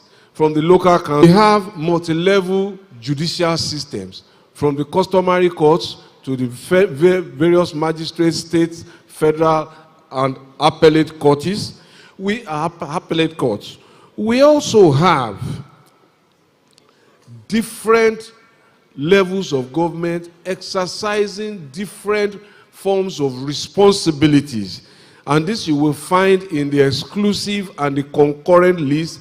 And of course, what is not in those two lists is the residual authority that retains and resides in all the states. So, for example, I say that the National Assembly cannot make laws on matters relating to landlord and tenant, for example. They can't make laws about rent control. That is the preserve of each state. So, and I ask how many of us are really using these powers of landlord and tenant laws, rent control, to protect our citizens from Shylock landlords. This house once passed a similar law, reducing it from, I think, 3 years to 1 year. It has had its impact. But at this time of very severe economic challenges and cost of living issues, I think we can go back. And I think if we give our people the opportunity to get 3 months or 6 months rent, to pay 6 months, at the worst in advance, we would have helped in no small way. But I leave Mr. Speaker to think about that. I think that when you see skits, and let me dwell in this a minute, because it would be remiss of me not to use this opportunity. I think we've seen skits and we've watched videos where when the landlord comes knocking, the parents go into hiding. And they tell their children, go and tell the landlord I am not at home. But in the innocence of youth, some of those children will say, my daddy said I should tell you that he's not at home. Because the poor child is confused. But that is not the story. The story is the undignified situation that that parent faces because he has to bring out rent in advance of what he has earned.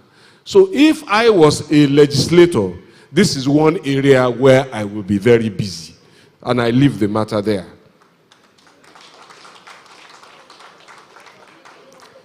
So for those who say that we are not a federal system of government, I have disagreed with them. And I have shown why. We have multi-level this, multi-level that. And I decide to apply what I call the duck test. If you know the famous duck test, it says that if it looks like a duck, swims like a duck, and quacks like a duck, then it is probably a duck.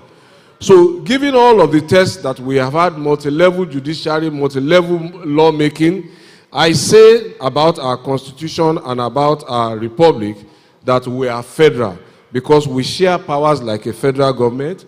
We have multi-level systems like a federal government. We most certainly are a federal government. Now, is that federal arrangement perfect? Certainly not.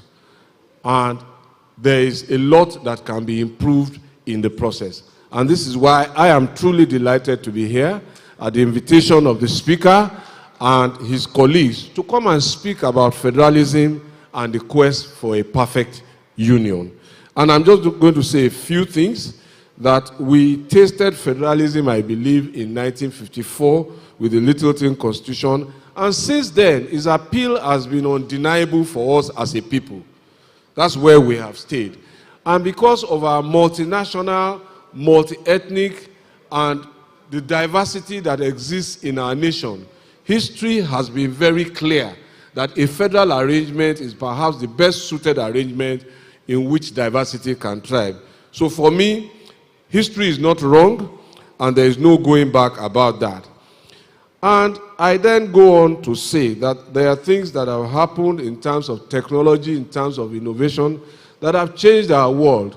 As those things change, our needs will change, our wants will change, and therefore we will continue to go back to our rule book, which is our constitution, to say, how can we improve things in order to make our life, and by extension, I argue, our federation and our union more perfect. So I speak to some of the changes that have happened in the last 25 years, and they are profound, and we must not forget them. I speak to the famous resource control case. I don't have the citation here now. Maybe Femi Falana will help me with that. But that case originated from this state, and eventually, through constitutional interpretation, certain other states got more revenues than they hitherto got. That is part of making our union much better and improving on, because at the heart of it is how can we get more resources, how can we get more power, how can we take better control of our lives. I refer to the creation of local governments in this country, which again emanated from this state, and what has happened that has led us to the creation of LCDAs. I refer to the fiscal and urban planning case. Hitherto, as at 1999, if you wanted to build a house in Lagos, you would go and get permit in Abuja. People may have forgotten that, but it was again the Lagos state government who went to court and said this must stop. And the Supreme Court again validated that case. Those are constitutional amendments by judicial action. that have brought on changes in search of a perfect union. Now, embedded in the quest for that perfect union is the quest for more resources, more representation, and so on and so forth. So I will quickly now come towards the end by reminding us that in those 25 years, apart from what the courts have done because of agitation, there are things that have also happened because of legislative interventions. So electric power generation in 1999 used to be a matter solely under the exclusive list. It has moved to the concurrent, and in fact, it has fully now devolved to the states. So that's progress in search of a more perfect union. And every state can generate, transmit, and distribute electricity as they now wish. And so the ball is in our court. We have also seen that things like building correctional facilities, development of railways, which were solely exclusive matters. When we wanted to start the blue and red line, we went to Abuja to get approval. Now, constitutional amendments have made that easy to do. Lagos leads the way with the blue and red line, and I hope the green and others will continue. Again, this is the journey towards a more perfect union. I hope that wages and salaries will in no distant future join their brothers away from the exclusive list and come to matters over which states have control. And that each state will be able to then set wages on the basis of what it can afford to pay, as it used to be at some time. A missing component of those multi-level arrangements, judiciary, lawmaking, is multi-level law enforcement.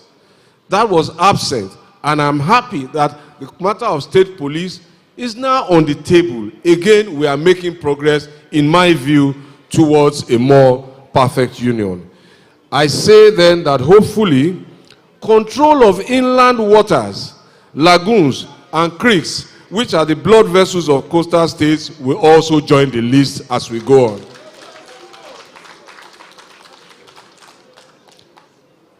So, I conclude now by reminding my local government, I want to roll up our sleeves in or out of government.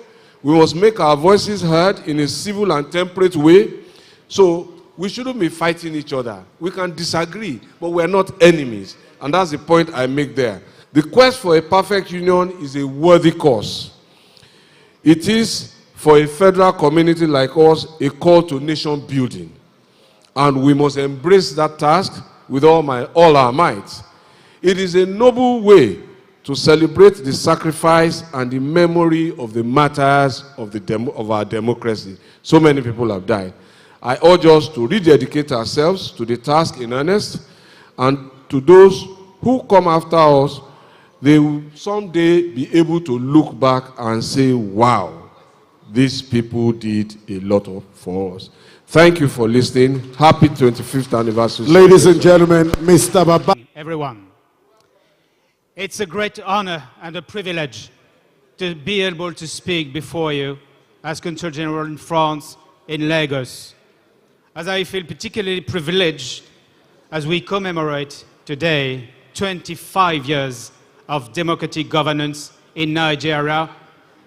A big round of applause first. I would like to rejoice with Nigerians at how far they have come, and with them to express my hopes for the future as I reflect on what democracy has been in Nigeria. Over 64 years of independence, democracy has certainly been put to the test, as Nigeria was led by military regimes for nearly 30 years. The First Republic lasted 6 years, you know, the second 4 years and 3 months, while the Third Republic ended before it ever began, as the military ruler annulled the June 1993 presidential elections. 1999 marked a turning point while the transition from military to civilian rule and the beginning of the Fourth Republic, which turned out to become the longest period of democracy in Nigeria's political history.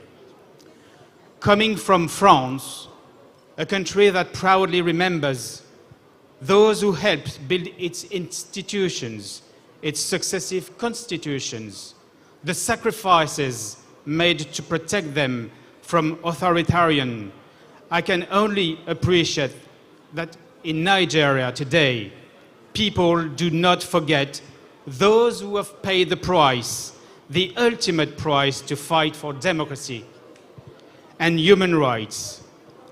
But all those as well who have had the courage and the wisdom to work towards a democratic transition.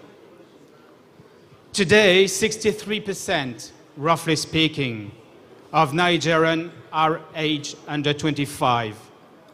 It means that 63% of them were born during the Fourth Republic. It means that they have to rely on the previous generation to remind them of what military regimes were. It also means that they must learn to see democracy for what it is, and it's not a state of perfection. It is something for which they have to fight for every day, and you have to learn them. It is a process that must always be deepened and strengthened. This is a political structure that should aim at giving everyone a voice in order to create a fairer society. Neither the French nor the Nigerians' version of the democracy is perfect, and this is not the point at all. Speaking as a foreigner who's been living in Lagos for 9 months now, I certainly do not pretend to know and to understand everything about Nigerian institutions in political life at all.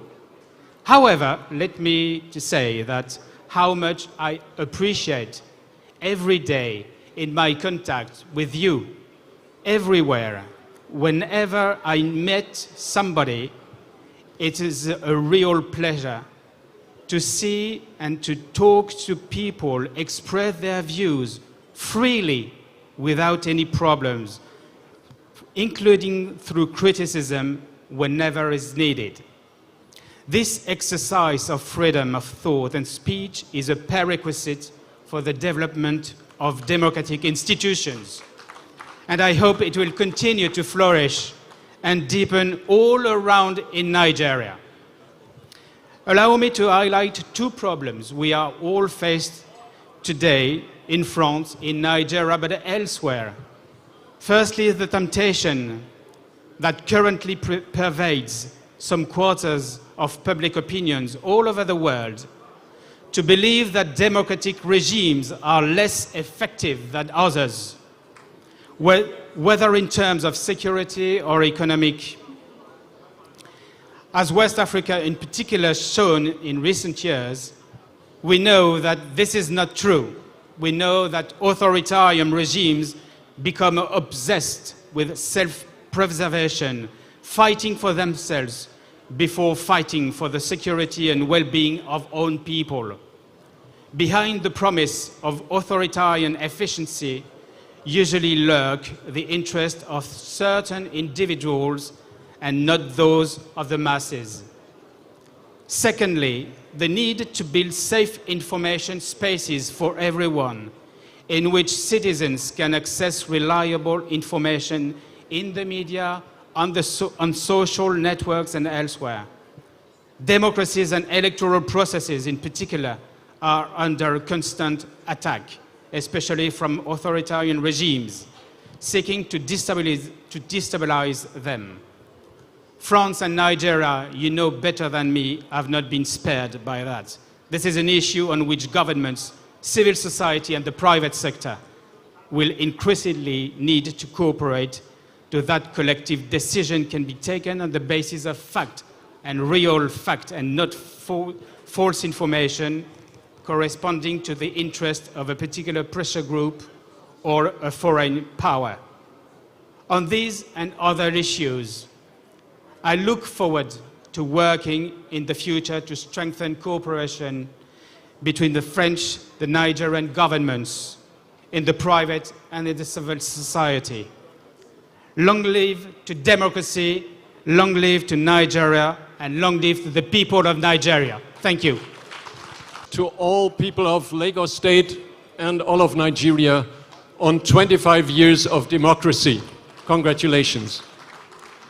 And thank you, Honorable Speaker, Dr. Madushiru Obasa, for your kind invitation to my wife and myself. And thank you very much for this wonderful gathering with so many lively Nigerians. There is actually this year in 2024 an interesting parallel between Nigeria and Germany. You are celebrating now 25 years of democracy. We are celebrating right now 75 years of democracy under the basic law, as we call our constitution that was set up in 1949 after the horrors of the Nazi regime and the Second World War. So it's a clear parallel. Currently, only last month, on the 23rd of May, we had a big festival of democracy in Germany on this occasion of 75 years of basic law. But, as we all know, democracy is not something that you just install and then leave it as it is. It doesn't work like that. All of us, whether in Germany or Nigeria or other democratic countries, we have to fight for democracy every day. And I can assure you, and that's also the feeling in Europe, in the near future we may even have to fight more for democracy, because many countries and many tendencies in some areas of the world are not in favor of democratic structures. Now, if you look at peace, freedom and democracy, there are two more aspects that, according to our experience under the basic law in Germany, are most important. One definitely, and it was mentioned before also by the Honorable Speaker, is the rule of law. Without the rule of law in your own democratic system, there is no fair participation and fair compromise wherever it is needed in your state structures. The other point I'd like to highlight is the social state, as we call it. Many also call it welfare state, but I don't like this word of welfare state because it sounds like charity. But it's not about charity, it's about economic and social participation, also of the weaker parts of your own population. And that's an ongoing challenge, I think, both in Nigeria and Germany. Now, let me mention two more aspects. One is the freedom of opinion, also a cornerstone in any democratic system. And here I was really happy to experience, when I came to Lagos, that there are many, not only media, free media, about expressing opinions, but also many individuals don't mind expressing their own opinion. And when you had elections, your elections last year, I had a special guest, an internal inspector from our Foreign Office, and I invited him to a dinner with Nigerians, and immediately there were at least 3 different opinions at the table on the elections. So that's a good expression of the freedom of opinion in your country. But we have to be sure that when there are different opinions or complaints by citizens, that they are heard also by politicians. And that's an issue in our democracies that it's not always paid enough attention to. Let me just give you one example from Germany.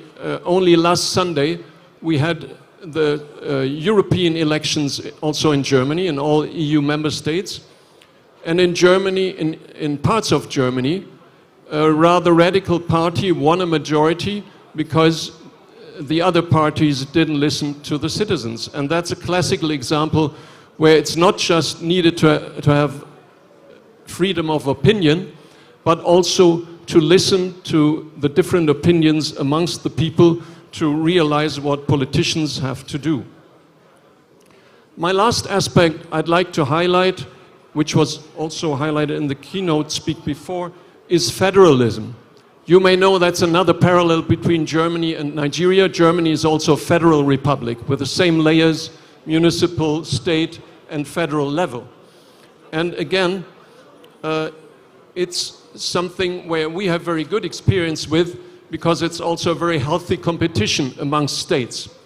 You have even 36, Germany has 16 states, but still there's a lot of competition going on between the states, and that's a healthy issue. And I'd like to encourage you to even look for more federal aspects. As was mentioned before, a good example is this Electricity Act 2023, because it gives the chance to states, to individual states in the federal system, also to work on their own energy policies.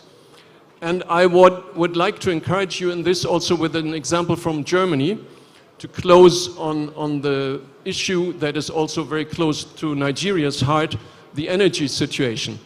When Germany started its energy transition about 25 years ago from mostly coal-based power plants to renewables, we also gained through a lot of decentralization, meaning having also the federal level, the state level and the municipal level involved.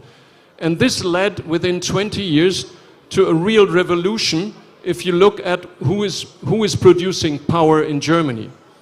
The example is that when we started the energy transition, about 300 huge power plants, coal or gas-based, were producing electricity in Germany. Today it's not 300 big utilities, it's about 2 million electricity producers, because each farmer with wind power on his or her land, and everybody, every village producing solar energy or biomass is feeding the grid and is an energy producer. So let me encourage you in going on with in improving your federal structures further, and let me congratulate you once again to 25 years of democracy. Best wishes from Germany for the next 25 years of Nigerian democracy. Thank you. And let me begin by paying my respect and compliments to all of you, but most importantly, to all the women in the building, led by our own Mrs. Ibijoke Sanwo-Olu. Can we say a shout out to all the women in the building? Because without us, there'll be no nation. And without us, you won't be here. So thank you very much. Now, talking about women in nation building, and in the last 25 years of democracy, I'll be very brief. As women, first and foremost, who are we? What are our characteristics as women? I was in UN Beijing conference, and women, we are the heartbeat of the family. And the family, of course, is the cornerstone of the society. So we are the cornerstone of creativity, determination, and peace. And in particular, the Nigerian woman is described as brilliant, intelligent, hardworking, beautiful, has a lot of energy, and we are the best anywhere in the world. Nigerian women. The men are not clapping. The men are not clapping.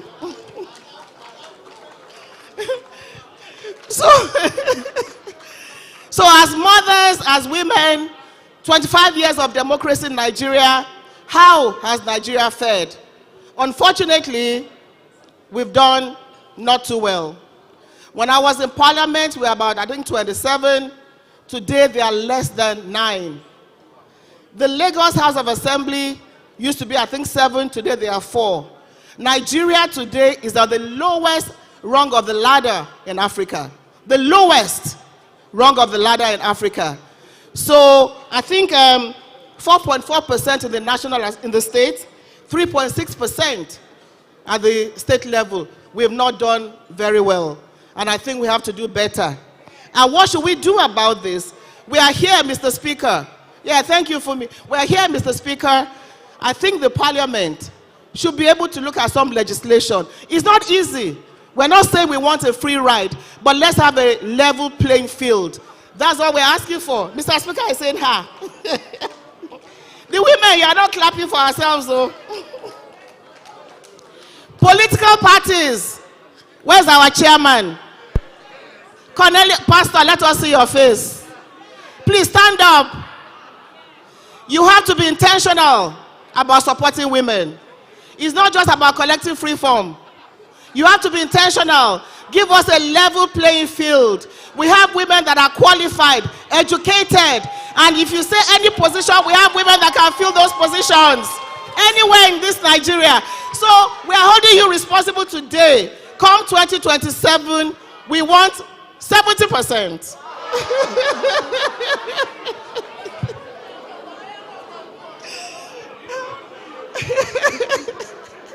But you know why it may happen? Let me tell you why it may happen. When I was in Parliament, Lagos had 3 women. And who was our leader then? Asiwaju Bola Ahmed Tinubu. So if Lagos could have 3 women, I think under him we can do much better than we have done. So we're very optimistic. So really politically, we need a better playing field, and we can do it. And therefore, women ourselves, this message is to you. Let's have the courage to do what we have to do. Come out there. You know, if you are doing well in your as a professional, come and participate. Don't leave this thing to just the market woman that will sing for speaker when it's going for campaign. Baba o, baba o, baba o, Oluwa da baba si funwa. That's not the only role we should play. So let the women come out, educated women, professional women. Please come out and contest elections. Even if you don't contest, participate. It's very important. And I'll tell you as women, and please listen to this. My dear women, if you are not on the table, you will be on the menu. So you had better be on the table. So if you are not on the table, that's what they'll do with you. Just eat you up, and you'll be of no value. So let us ensure that we put our best foot forward and be on the table with all our fantastic men. Then as mothers ourselves, 25 years of democracy, what values are we imparting on our children? So while we go into politics, while we excel in what we do, as mothers, the values are very important. I just came back from Accra, Ghana this morning. We've brought back 11 girls trafficked to Ghana. Yeah, but you know the sad part? Some of them, their mothers were involved in the trafficking. So as mothers, let's know how we're raising our children.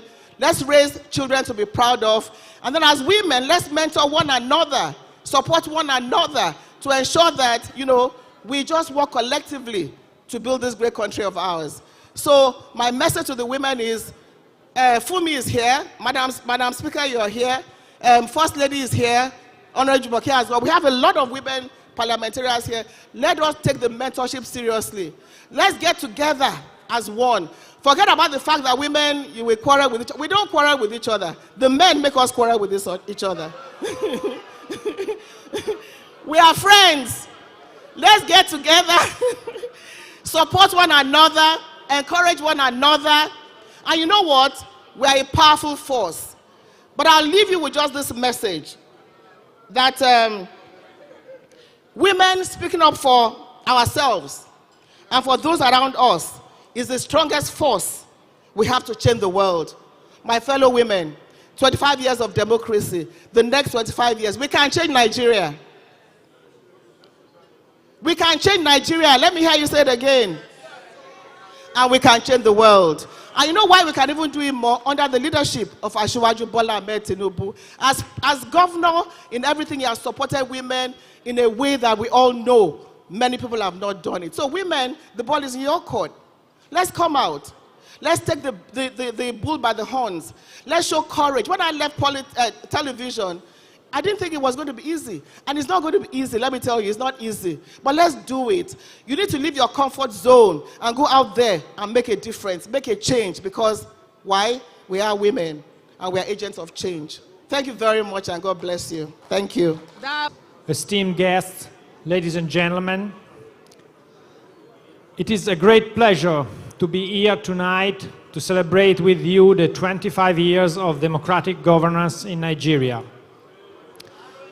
Democracy is a fundamental principle enshrined in the Italian Constitution, and last year we celebrated 70 years since the entry into force of the Italian Republican Constitution on the 1st January of 1948.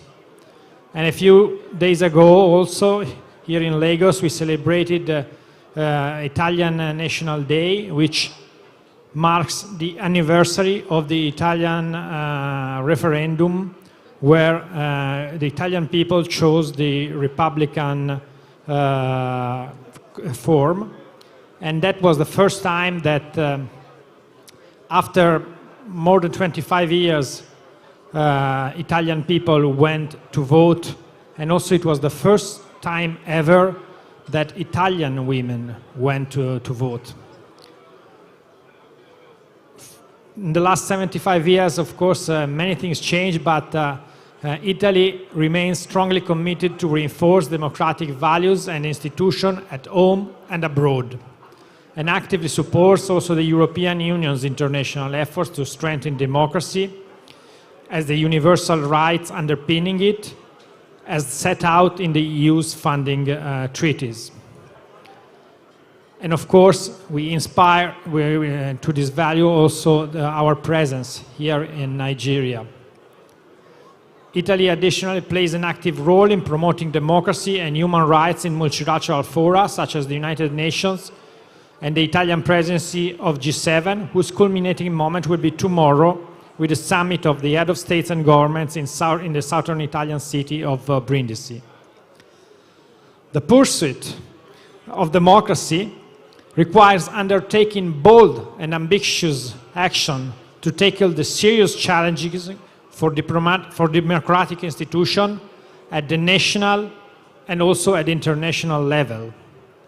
And it means also supporting efforts through a comprehensive and holistic approach to strengthen democratic principles and processes, to cultivate responsible national and global citizenship, and to build more open and inclusive societies, promoting gender equality and women empowerment.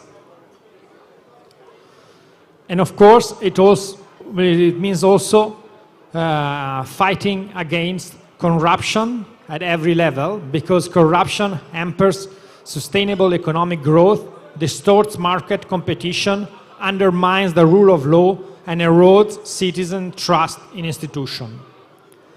I believe, and I'm sure that also all the people in this room would agree, that democracies are best fit to enable the transformative change needed to face today and tomorrow's global challenges, to help individuals, communities, society, and nations develop to their fullest potentials, and to foster, through cooperation and dialogue, a more peaceful and better world. But today is the day to celebrate democracy in Nigeria.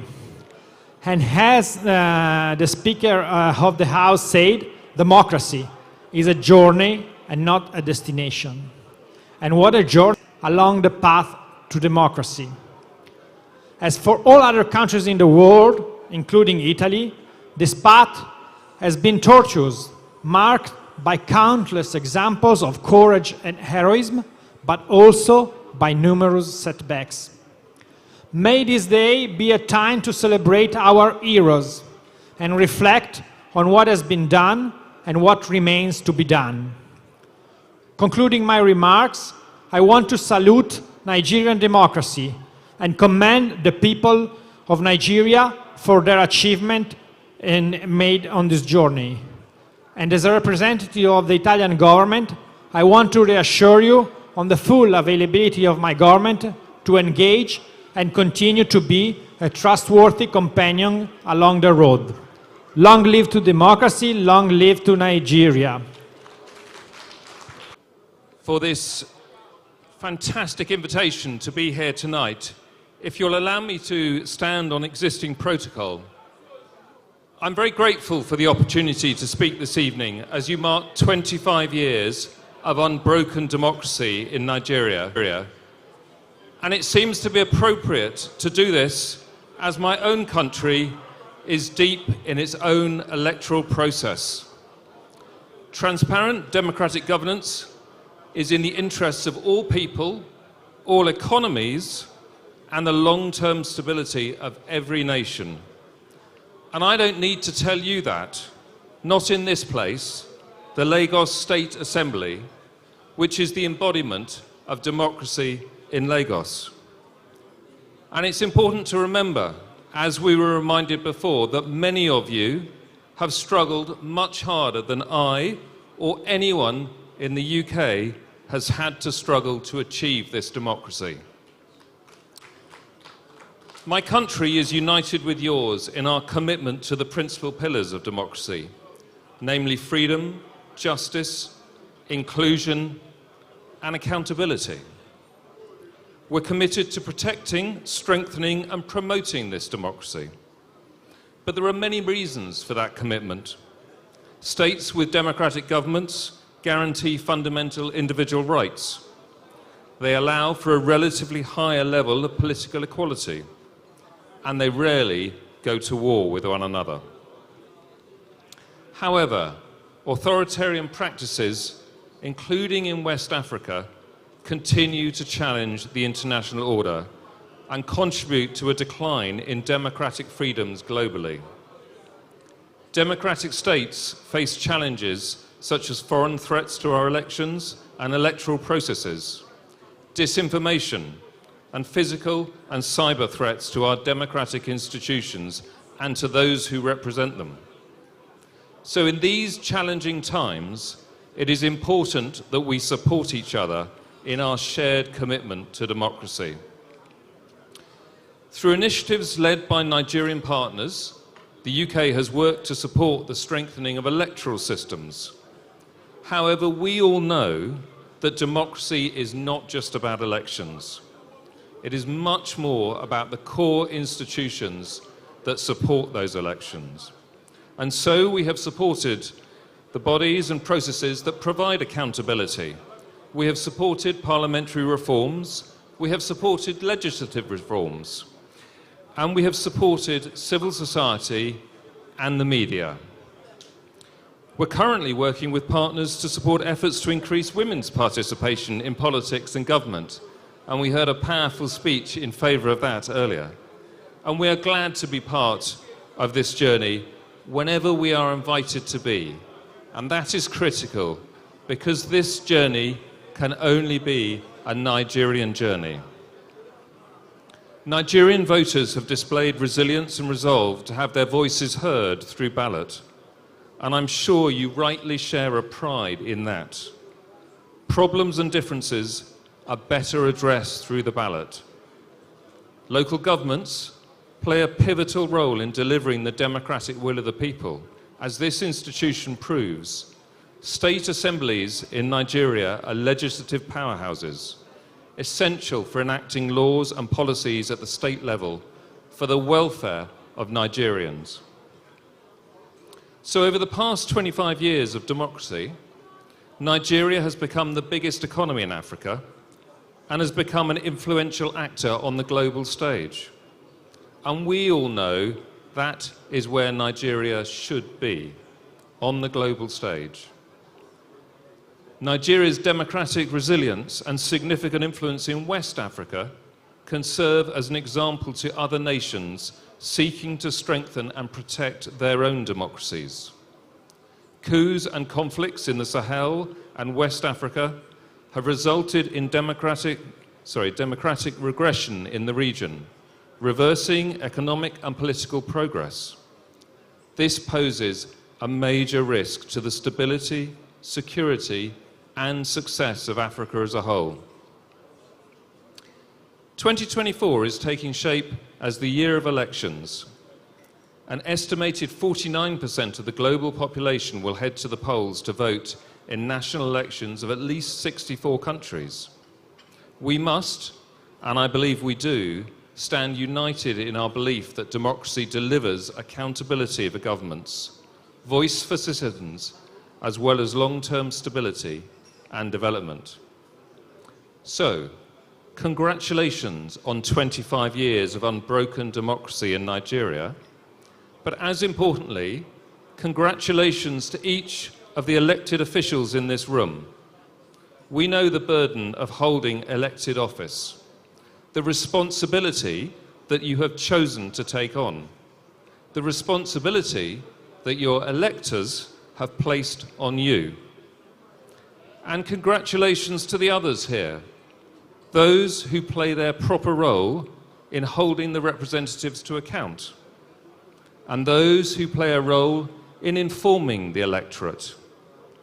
That 25 years of unbroken democracy is as much part of your achievement as it is of the elected representatives. So the UK looks forward to partnering with Lagos State and Nigeria for the next 25 years and beyond. Thank you. Some honor. Members of Lagos State House of Assembly, I thank you for allowing me to be on this podium, sharing podium with several egghead diplomats and all the other ones. I am grateful. What I'm asked to do here is to tell a story, give a lecture, and analyze the situation within the last form. It has no meaning. Kratos, Demos Kratos, Latin, I think, or nationalized Greek, was grafted together to give us what is now democracy. Meaning that the people are the object and subject of what true practice of democracy should be. The people should be the ones that will be controlling the affairs of their lives through their freely elected representative, which the parliament is supposed to be. Because in some cases, even the parliament are dictated to. It happens in the days of Obasanjo, when members of the House of Assembly would be harassed or rounded up, taken to a remote place, given an instruction that their governor should be impeached, and the governor will stand impeached. It happens in about 2 or 3 cases. That was not democracy. If democracy were to be what it's supposed to be a government that satisfies the needs of majority of the people. And that is why when they say majority will always have their way, even when the minority have their say. But then in most cases, it is the minority that is actually imposing their wills and caprices on the majority. Why should it be like that? Sometimes we make pretenses to conducting periodic election. But a lot of people are disenfranchised, directly or indirectly.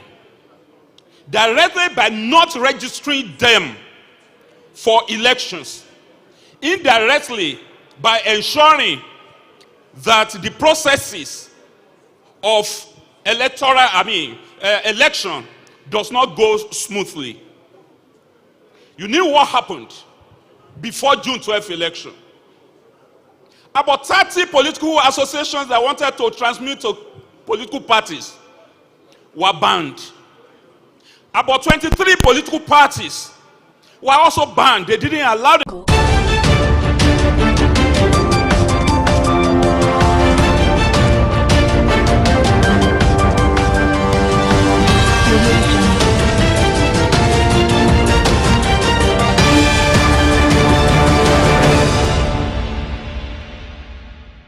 Hello, welcome to Biscon Television News. I am Gloria Anozie Young.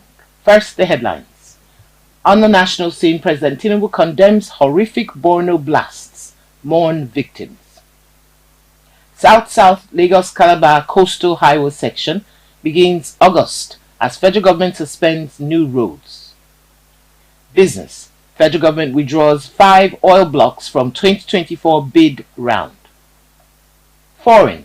Historic win for far-right in French first-round vote. Sports. Al Ittihad Leo Ademola Lookman with huge €11 million salary. And now the news in full. President Bola Tinubu has condemned Saturday's suicide bomb blast in Borno State, describing it as a desperate act of terror. Meanwhile, authorities said 2 female suicide bombers have been arrested in Borno State in connection with the detonation of explosive devices in Goza. Presidential spokesman Ajuri Ngelale conveyed the president's condolence message as Tinubu commiserated with the victims' families as well as the Borno State government. In his statement, President Tinubu describes the attacks as desperate acts of terror and a clear manifestation of the pressure mounted against terrorists and the success achieved in degrading their capacity to launch offensives.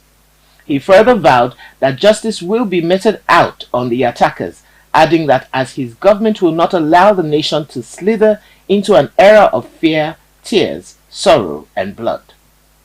The Commander-in-Chief maintained that his administration is taking necessary measures to secure citizens, stressing that efforts will be redoubled to ensure that those who trouble the nation, dispatching precious lives and disrupting law and order, are completely removed.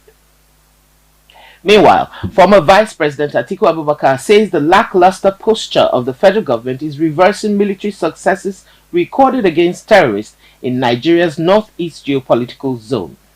In a statement on his social media page, the opposition figure condemned the recent suicide bombings by terrorists in Goza, Borno State. He asked the federal government to wake up and make sure that the northeast does not slide back into a theater of terrorism and extreme violence. The attack was one of the deadliest reported in the state in recent months, as more than 30 persons were injured. In another development, the federal government has commenced the construction of the south-south section of the Lagos-Calabar Coastal Highway, just as it suspended new road projects. The Minister of Works, David Umahi, declared that the federal government would not embark on any new road projects in 2025, citing lack of funds. He said this during the stakeholders' engagement on the proposed alignment for Section 3A, 38 kilometers of the Lagos-Calabar Coastal Highway, which took place at the Transcorp Hotel, Calabar. The stakeholders' engagement was a follow-up to the one held earlier in Akwa Ibom State. Umahi explained that the federal government would rather concentrate on inherited projects and the 3 legacy road projects of the current administration. He further said that construction works at the Calabar end of the Lagos-Calabar Coastal Highway would commence in August. We'll take a short break and come back with business news. Do stay with us.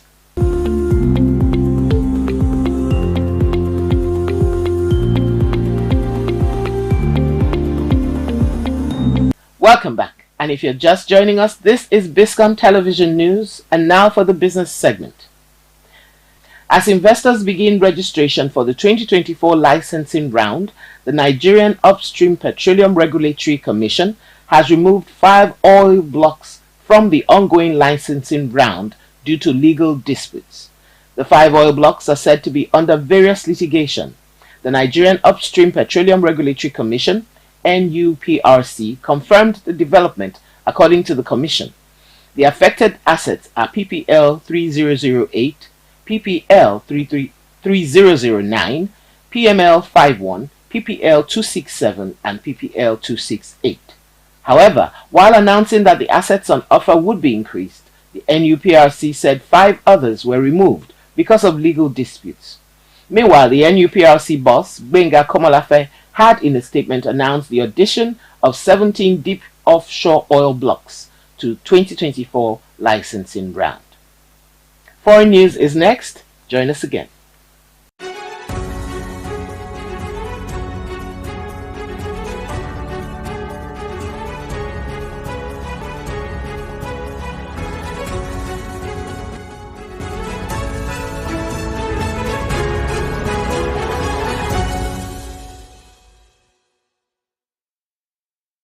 And on the foreign scene, Marine Le Pen's far-right National Rally Party scored historic gains to win the first round of France's parliamentary election.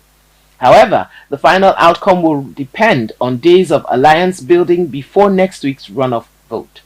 Official results from the Interior Ministry showed that the National Rally Party, RN, and allies had 33% of the vote, followed by a left-wing bloc with 28% and President Emmanuel Macron's centrists with just 20%.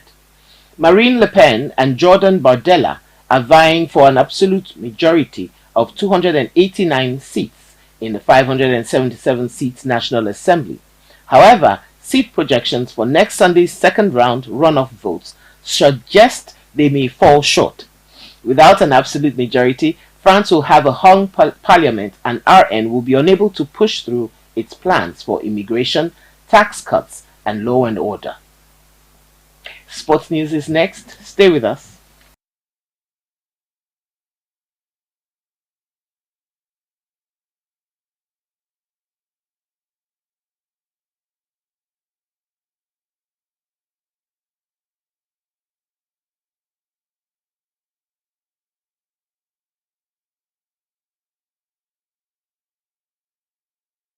Saudi club Al Ittihad have made a generous offer to Atalanta for forward Ademola Lookman, proposing an annual salary of nearly 11 million euros for the player.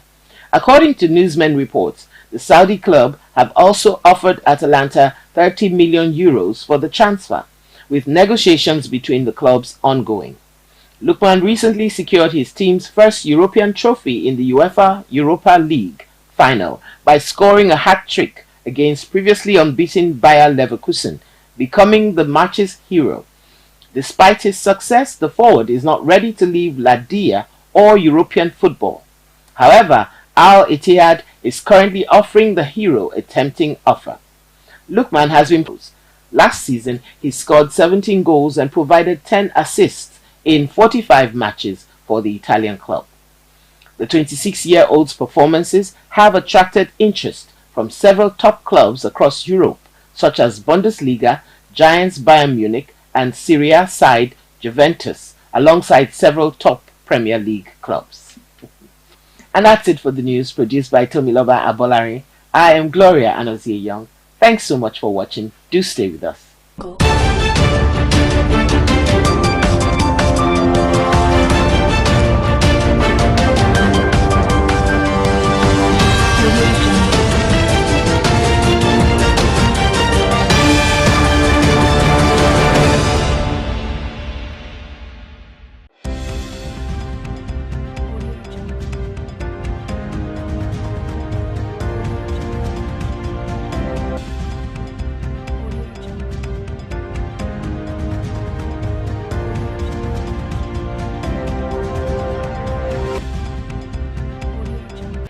And around 6 p.m., the announcement of the results was stopped by the powers that be. People who voted didn't have the result of their efforts. That was not democracy.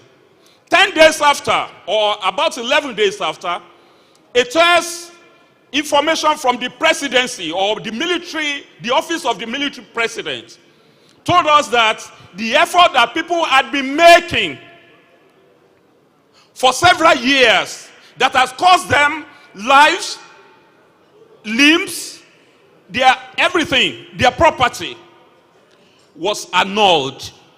That was on June 23rd. That was not democracy. A number of people died. Kudirat Abiola was shot dead around here in 1996, June 4. His husband died 2 years later, July 7.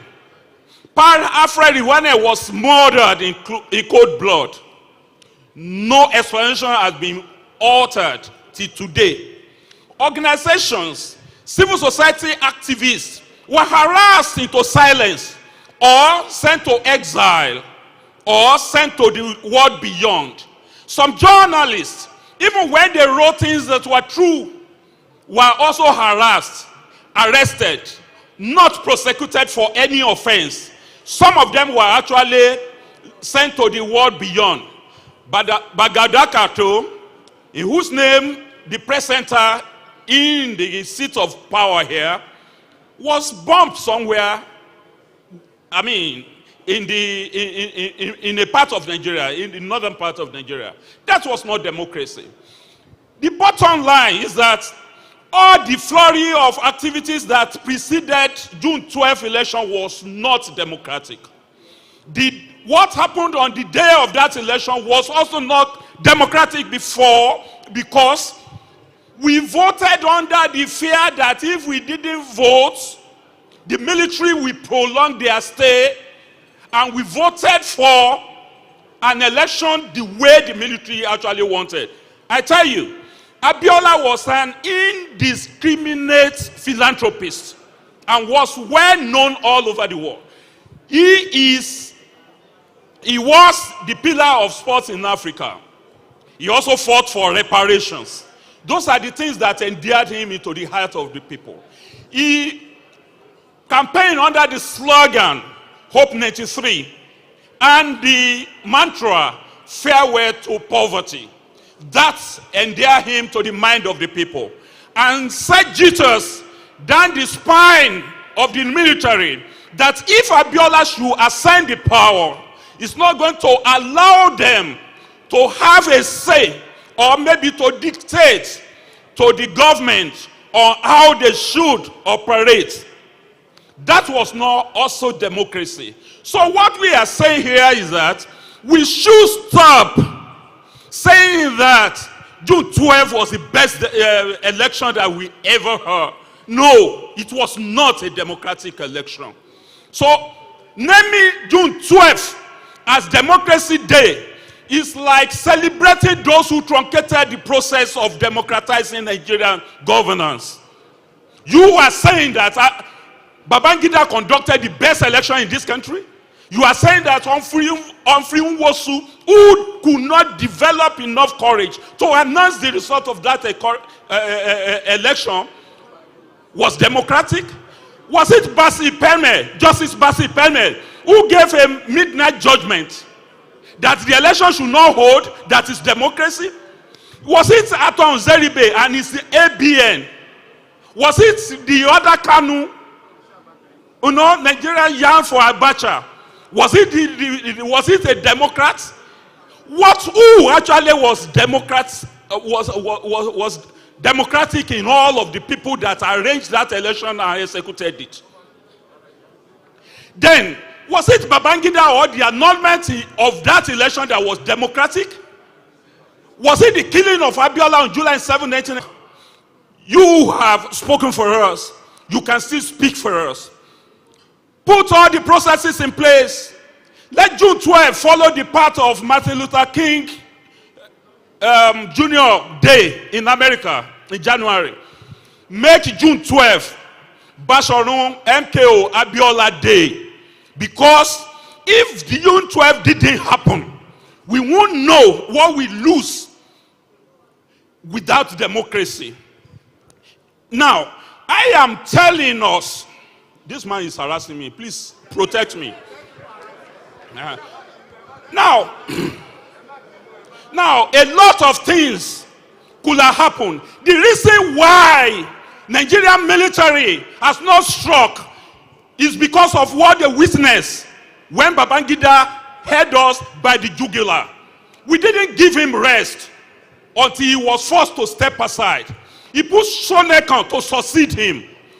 Justice Dolapo Akinsoya declared interim national government that Babangida used as a face-saving something. Illegal. And Abacha rode on the back of that. Take over from Shonekan. Abacha also ruled us with iron fist. Of course, African things happened to him. He went to the world beyond unexpectedly. That is the way things happen. Then we now have Abdul Salam Abubakar, who could not summon enough courage to confront the civil society organizations the way his predecessors did. So, we are saying the civil society organization are the voices, the true voices of the people. And that is why we should not muzzle their voices. They should be allowed to operate freely. And for diplomats that have spoken here today, they should find a way of assisting the civil society in Nigeria to be the eyes mouths and ears of the people and be able to put various governments in perpetual check. That is our function, and that is the only way by which democracy can be sustained in Nigeria. Thank you very much. To come to speak to this distinguished House of Assembly audience, to the representatives here present, my fellow diplomats in the audience, standing as always on already existing protocols. It's such an honor to be here with you today as we celebrate Democracy Day in Nigeria. And what a tremendous and appropriate location to do so. This legislature, the branch of government that dictators and despots fear because it's where so much of the people's work gets done, is such a fitting location for this kind of gathering. That balance of power, checks and balances, refereed by a justice system and the rule of law, whose strengthening was certainly solidified in 1999. So many people, sung and unsung, have had a hand in Nigeria's democratic story and in the return to democracy in 1999 that we celebrate today. As a historian, I know, and I know that Speaker Obasa shares the idea that democracy is a continuous work of generations, a process and not an endpoint. Clearly, the Bellos and Ezequiels and Awolowos and the Abiolas are fundamental to the telling of this story, as too are the countless civil society groups, media outlets, activists, and journalists who played pivotal roles in advocating for democracy, human rights, and good governance in Nigeria over the span of generations. Nigeria's return to democracy in 1999 was first a victory for Nigerians. It restored fundamental rights and freedoms, allowed them to participate in the process, express their opinions, hold their leaders accountable. It gave voice to the voiceless, hope to the hopeless, and power to the powerless. In a country as diverse and complex as Nigeria, democracy has become that common thread that binds it together, the people together, transcending the ethnic, the religious, the regional divides. But Nigeria's return to democracy was also a triumph for Africa. As the most populous country on the continent, Nigeria's embrace of democracy sends a powerful message to other nations that democracy is both possible and essential for progress and prosperity. It inspires democratic movements across Africa and reaffirms the continent's commitment to that democratic governance. But I also have to say that Nigeria's return to democracy in 1999 was also a triumph for the world. As a power with significant and economic and geopolitical influence, Nigeria's stability is critical for peace and development in Africa and beyond. Democratic systems are less susceptible to extremism, instability, and conflict, and provide a framework for resolving disputes peacefully and fostering social cohesion. And given trends in the region that some of the speakers before me have mentioned, Nigeria stands tall as a beacon, showing the way for how diverse peoples can come together and ensure freedom for all. That freedom in Nigeria has opened the doors to the possibilities of economic growth and development. Democracy enables entrepreneurship, investment, innovation, economic diversification, and job creation. By promoting transparency, when effectively implemented, attracting investment that brings prosperity and the well-being of the broader public with it. I have called Nigeria my home now for 2 years and have been an eyewitness to democracy in action. I have observed firsthand every election that has taken place during my time here, traveling to Ibadan, to Uyo, and to Yenagoa to observe elections in 2023 that marked more milestones in Nigeria's democratic path.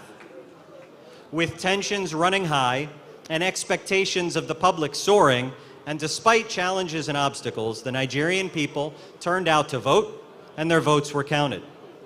And with each competitive election, and now 25 years later, Nigerian democracy continues to grow. And Nigeria has something important to teach the world: how a sprawling land of such diverse peoples can come together and share power in freedom. It's no small feat.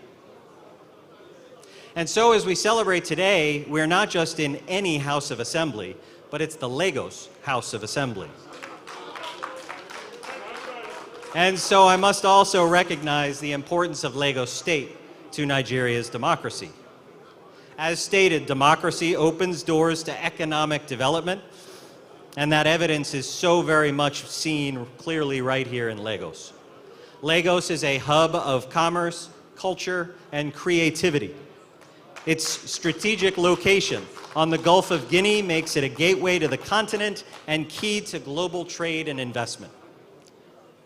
Lagos is critical in Nigeria's quest for economic diversification and social development, and at the epicenter of the world.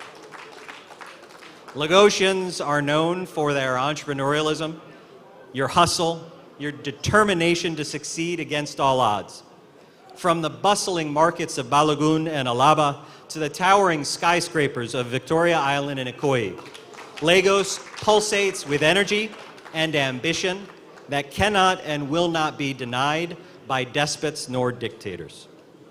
Lagos is also a melting pot of cultures, languages, traditions. With over 20 million inhabitants from diverse ethnic backgrounds, Lagos embodies the rich tapestry of Nigeria's broader multicultural heritage. It is a place where Yoruba, Igbo, Hausa, and countless other ethnic groups coexist harmoniously, united by a shared sense of belonging and pride in this place. Democracy both enables and is enabled by that spirit.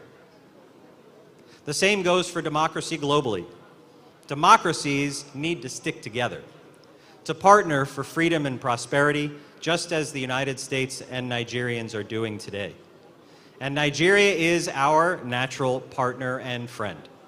The United States is investing time, energy, and resources of the American people to support this democracy and see it strengthen over the passage of time. And in the last year, in my time here, we have seen Assistant Secretaries of State, Deputy Secretaries of State and Treasury, and Secretary of State Antony Blinken himself visiting Nigeria and Lagos, and they all had the opportunity during these trips to see what I see every day: the future. The world needs a free and democratic Nigeria, and we all need our friends to help us get democracy right, inclusive, sustainable, that is responsive and accountable to the public to ensure that freedom and prosperity of future generations. And so this year marks a pivotal moment in Nigeria's democracy, the Silver Jubilee. Silver itself is a precious metal valued for its rarity, its beauty, and durability. And that is certainly a way to describe this 25th anniversary of the uninterrupted civilian rule here in Nigeria. And so today we celebrate democracy's beauty and commit to ensure its durability for future generations. We do this so that with each passing year, it becomes stronger and a little less rare, and more people around the world can be empowered and have their voices heard by those in positions of power. Congratulations, Nigeria, on this year Democracy Day. Thank you. Unfortunately, doing business in Nigeria is extremely very challenging, even in this democracy. So we are calling for protection of democracy for investors. Investors need democratic protection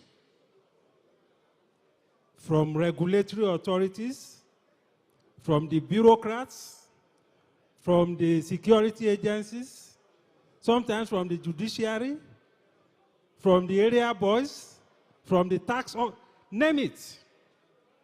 It's extremely very, very challenging. And we cannot have a strong democracy if you don't have a strong economy. There is a very strong relationship between a vibrant democracy and a very vibrant economy. So, my appeal to all the major actors in the democratic space is to see what they can do using their powers of legislation, of oversight, of appropriation, of whatever it is, to support investment. Because investment is tough. An entrepreneur in Nigeria is like an orphan. You are like an orphan.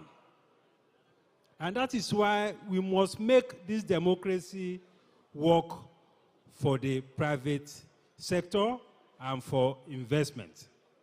And I must also say that we are not having enough interface between the political actors and the investors. We need to have an interface that is more robust, more regular, more periodic.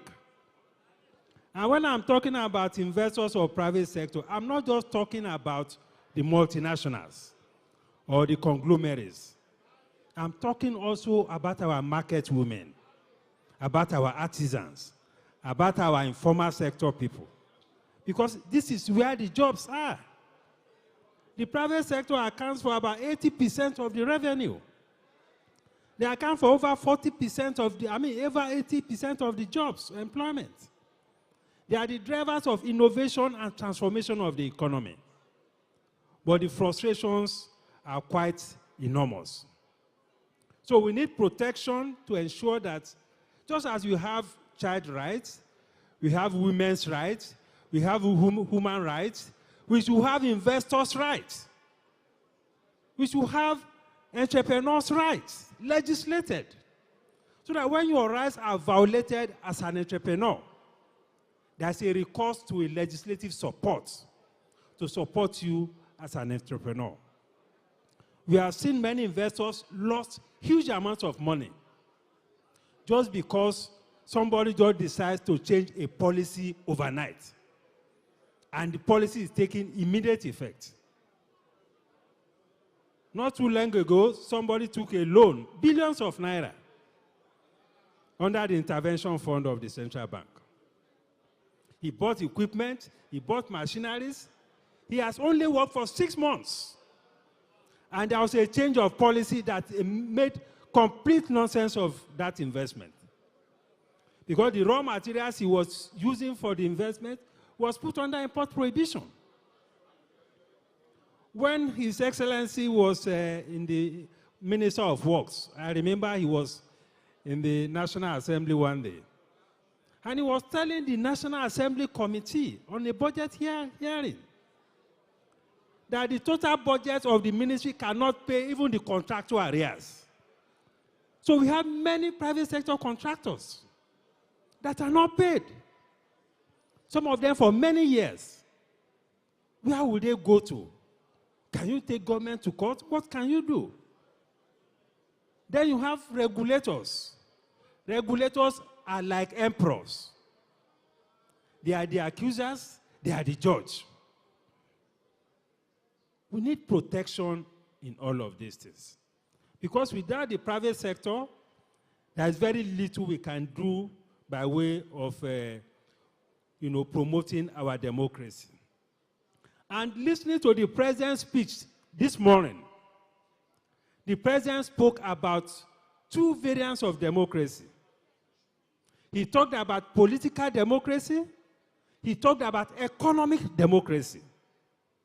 And that is a very, very powerful statement.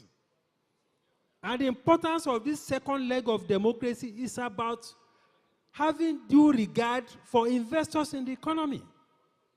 Building an economy that is inclusive, getting the private sector involved in policy making, getting good feedback from them, getting their inputs in the process of regulation and whatever we are doing in order to sustain the confidence of investors in this economy.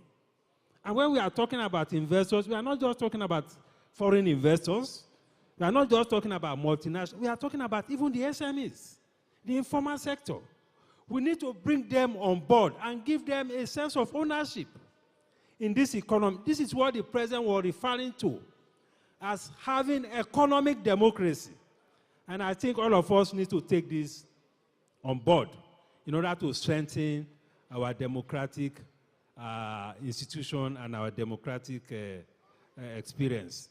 Thank you very much. National Affairs, a professor worth his weight in gold. Please welcome Professor Ahosa Emmanuel Osage. A round of applause for him, please. So that's fantastic. Happy Democracy Day in Nigeria. Now, I want to speak for 2 minutes about democracy and foreign relations. That's the topic I have been assigned to speak on. The entry point here would be the fact that Nigeria's re-democratization came as part of a global movement. That in fact, there was democracy's third wave, which in the 1980s and 1990s was something very, very high on the global agenda. So the world supported Nigeria to become a democracy again. And therefore, the world will take an interest in whatever happens in Nigeria. So that made democracy an integral part of our foreign policy. I'm glad to announce to you that Nigeria has a new identity. We are Africa's biggest democracy. And that confers on Nigeria the leadership that the world expects from this part of our continent and West Africa. So it's not for nothing that Nigeria's credible role as Africa's biggest democracy has led us into the kinds of movements we've had in ECOWAS and the kinds of movements we've had in the AU and in the United Nations. Now, the world is here to support us also for a second reason. Nigeria is Africa's biggest economy. And that means that the world identifies that, acknowledges it, and again must support Nigeria. Now, a stable democracy is the sure foundation for a strong and vibrant engagement with the global system. And that's very obvious in Nigeria. And the point that we have had these moments of leadership thrust on us by the resources that we have, human and material, the great potentials that we have as a country, and the kinds of things that we have done historically. Nigeria is a great country. Democracy makes us greater, and Nigeria would continue to enjoy the support of the international community for the reasons that I've identified. Happy Democracy Day. Thank you very much. If this is going to be a vote of thanks, I think I'm not going to wrap it up perfectly because we have a lot of wonderful people with us this evening to say thank you to. So we won't have enough time to do that. But in going home, we have something wonderful to take with us from all our guest speakers. They have done it, so much perfectly that we just have to appreciate them. And we thank each one of you, starting from the first person to the last person. And I want to say thank you to those who have left, and particularly from our friends. We thank you, sirs. We thank you, we thank you, we cannot thank you enough. All you have done today is to remind the legislators, the representatives of people in Lagos State House of Assembly that we have a load of work to do. Looking at it from foreign perspective, looking at it from economic perspective, looking at it from political perspective, and generally from political perspective, that we have a lot to do to represent our people, protect their interests, and make sure their rights are well protected. And all this we want to assure you we will continue to do. We will do it in such manner that our people will continue to support our great party, Alliance for Democracy, and that is what we are doing. What the APC, that is what we are, and will continue to deliver. I want to say thank you. Today, we are here to celebrate the 25th years of democracy in Nigeria. I want to assure you that we'll come back again to celebrate with a lot of achievement to reel out. I say thank you. God bless you. Thank you, all of you.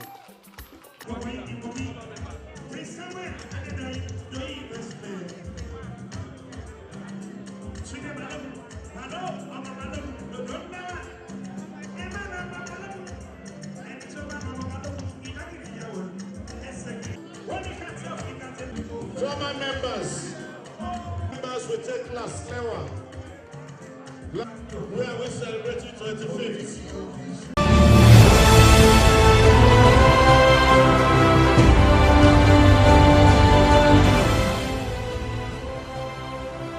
The 70th birthday celebration of Ambassador Dr. Gani Lawal was held on Saturday, the 18th of February 2023. Ambassador Dr. Gani Lawal is the president of the Association of Foreign Relations Professionals of Nigeria, AFRPN. The event began with a morning prayer at his residence in Ogudu GRA and was coordinated by imams from NASFAT.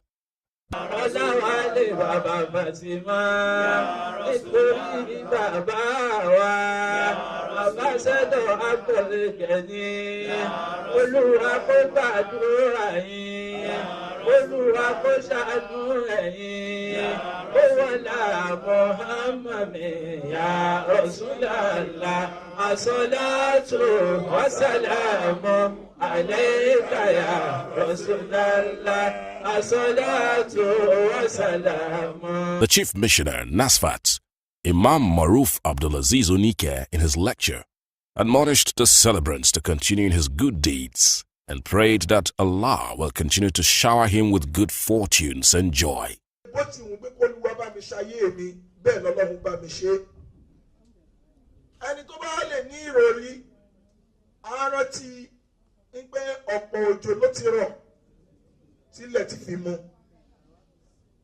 Báwo ni mo ṣe wá ra àánú gbà tí mo fi wá di 70 years láyé?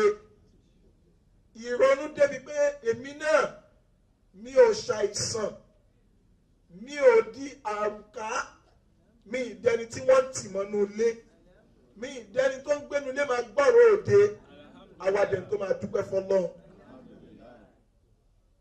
Tí ó bá wá rí bẹ́ẹ̀, ká wá wà ní ìjókòó báyìí, kí wọ́n wá ní ká dúpẹ́, àbí ká fi ohun ọpẹ́ fọ́lọ́run. Intolong fura eretini tó fi ní a'udhu billahi minash shaitanir rajim la in shakartum la azidannakum wa la in kafartum inna adhabi lashadid. The ceremony proceeded.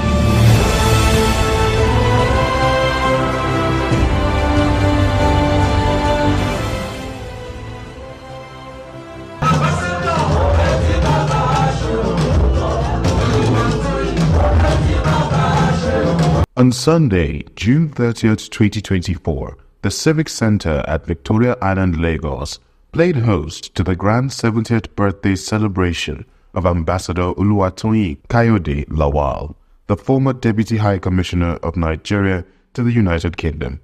Ambassador Oluwatoyin Kayode Lawal was born on June 24, 1954, in Okekwosu, Ekpe, Lagos State.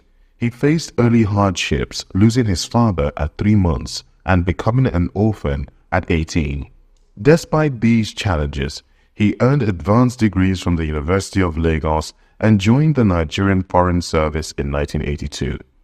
Throughout his career, he served in various diplomatic positions, including as Nigeria's charge d'affaires in Côte d'Ivoire and Consul General in Jeddah, Saudi Arabia.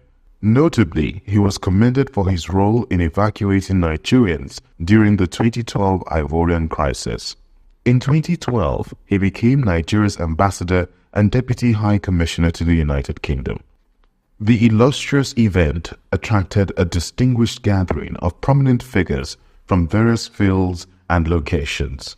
They include Chief Wali Babalakin San, renowned Nigerian lawyer and philanthropist, who served as the chairman of the occasion, His Royal Majesty Oba Dr. Olukayode Olufolarin Ogunsanwo, the Alara of Ilara Kingdom, Oba Latif Atonda Adams, the Unikate of Ikate, Alhaji Musiliu Smith, former Inspector General of Police, Chief Tunji Alakmini, retired, former Assistant Inspector General of Police, Otumba Tunde Balogun, former Lagos State APC Chairman, Senator Musiliu Obanikuru, Prince Bisi Olatilo, Chairman and CEO of Biscon Communication, Otumba Bimbo Ashiru, Chairman Oodua Investment Group, Prince Olariwaju Ajasa, FCIB, Head of the Oniru Estate Association, amongst many others.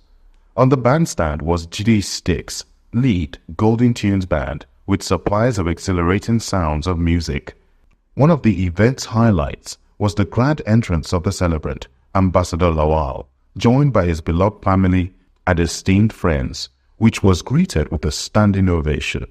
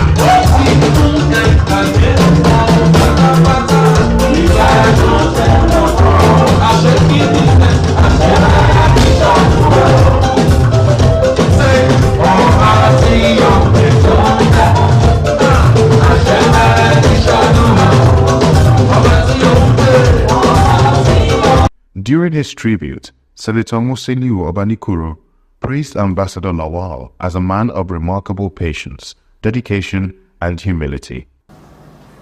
There's a lot to say about him.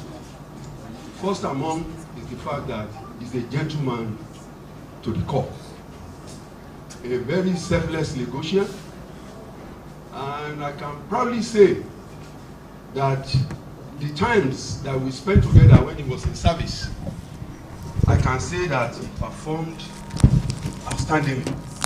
I had the opportunity of interacting with him when he was in Jeddah.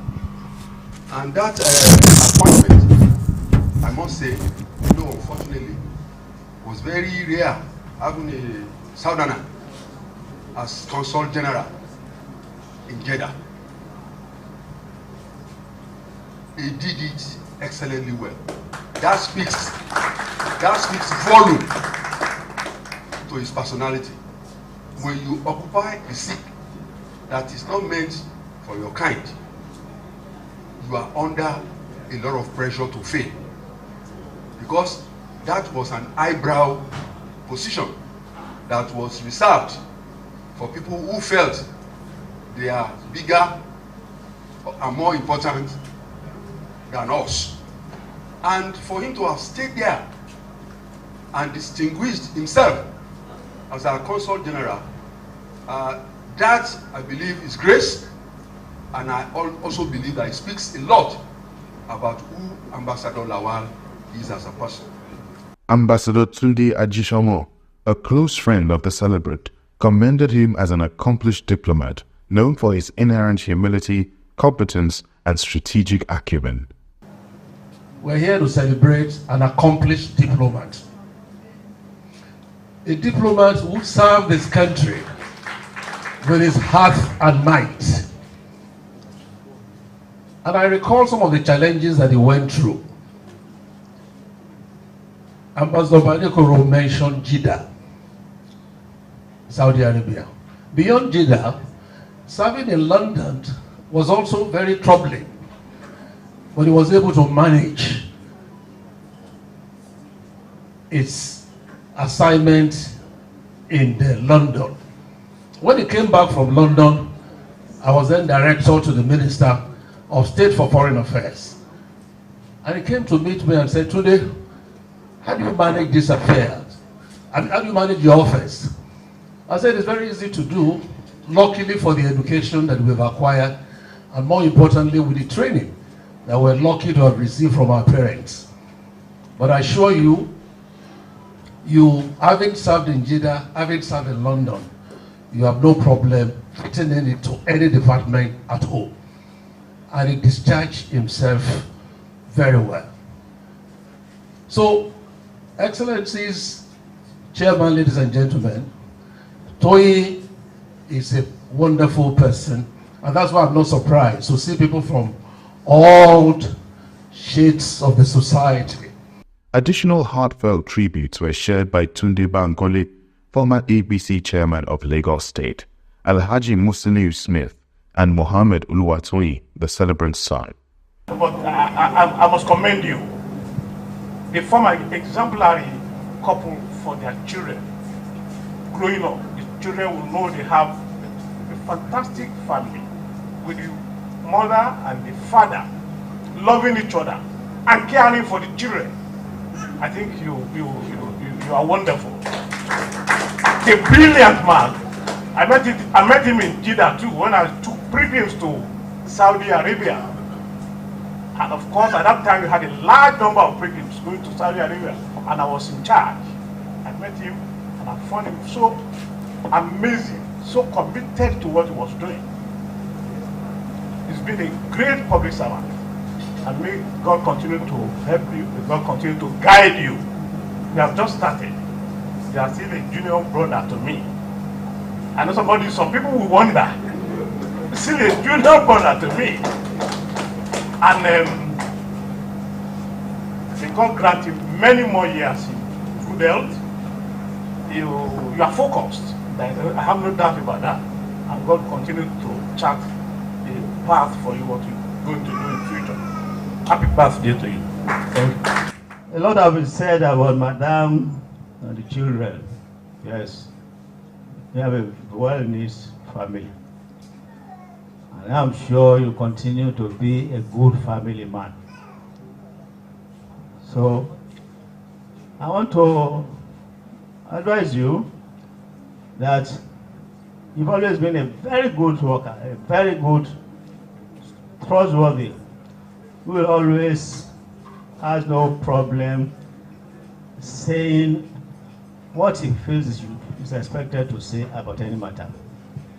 Please continue doing that, and I'm sure, as I said earlier, that in no distant future, Almighty will reward you for all that you have been doing. So let me congratulate you and thank Madam and the children for all the support they have been giving you. Your presence in our lives has been an unwavering source of strength, love and guidance.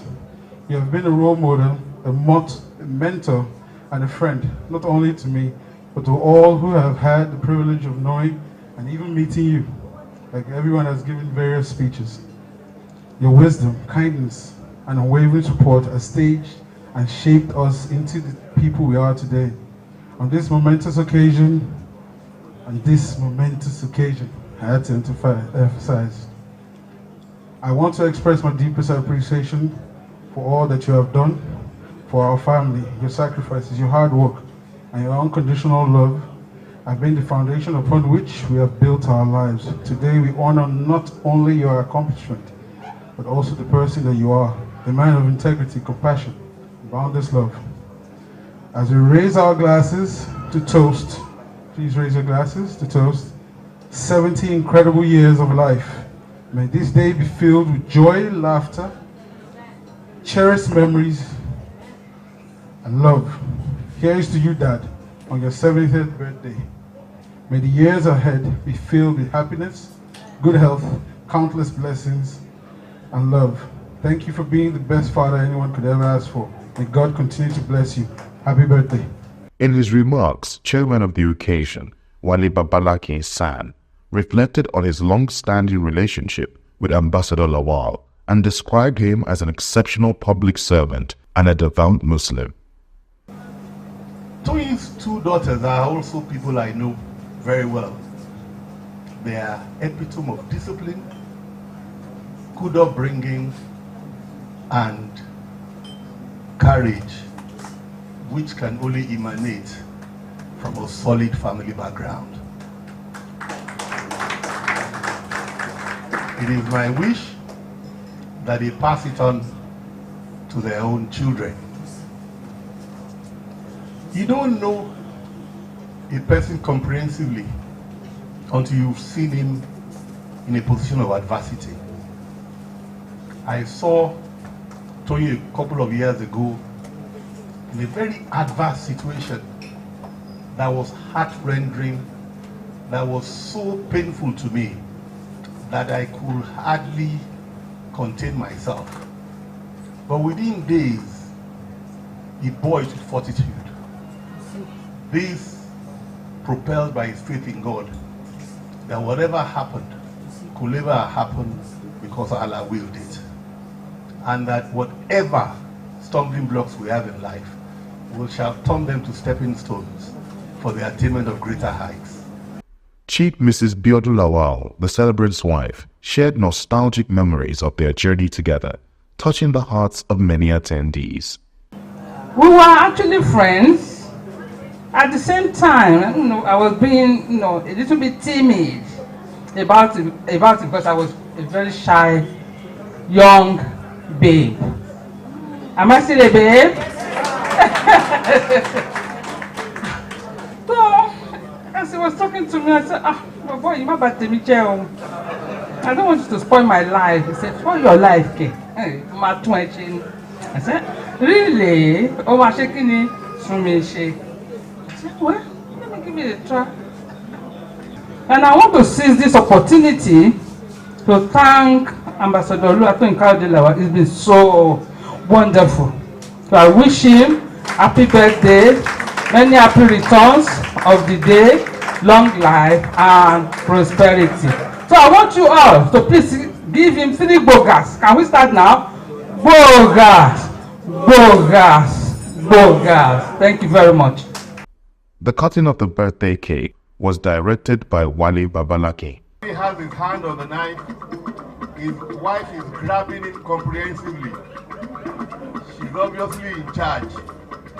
So I will say, to the glory of God, and the point of God will cut the cake. To the glory of God. Ooh, yeah. Which was followed by a meticulously organized photo session and further musical entertainment. In his closing remarks, Ambassador Oluwatoyin Lawal expressed profound gratitude to everyone present for their show of love and support. Today, it's a great day for me. Am I elated? Because I'm so elated to the extent that I look back. When I look back, I know that life has been so fantastic. It has been challenging. As you must have heard from some of my friends, my early life was actually characterized by a lot of privations and challenges, travails. But God, in His awesomeness, I don't have a brother, I don't have a sister. But here we are. I thank God. God has been so grateful. And I want to use this opportunity to thank all of you who have been part of my story. God will continue to be with you and guide you in everything you want to do. Gbogbo dáadáa àwọn ọmọ yín ìṣojú ẹ̀mí ló máa ṣe o. Ẹ ní ṣẹ́kù o. Àádàgbà àdarúgbó and in good health. Ọlọ́run ní fi wá dà àwọn ọmọ wa láàmú o. Ọlọ́run dẹ̀ ní fàá náà dà wọ́n láàmú. Ẹ ṣé gan ni o. God bless you all. Thank you so much. The Golden Tunes Band resumed their lively performance, ensuring the celebration continued with joyous merrymaking and jubilations until its conclusion.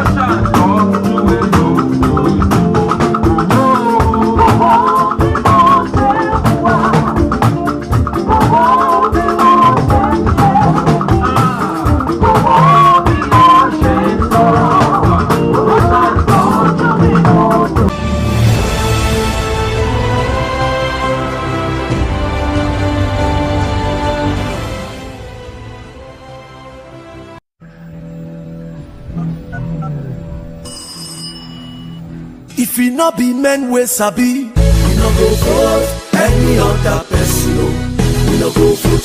If e no be PDP, we no go vote any other party. We no go vote. That's why you go man wey sabi. Your kata of them all. Now him go lead us to the promised land. That's why you go for governor. Okay, na correct man wey sabi. Deputy material 1 million yards. He go follow lead us to the promised land. With Aswai Odalu, he sure for us. Forward ever and go. We fast where they get, we go prosper. Alagodago, we know they go back. Aswai Odalu for governor. Forward ever and go. We fast where they get, we go prosper. Alagodago, we know they go back. Aswai Odalu for governor. Sure you go vote for PDP. Oh yes. PDP. Oh yes.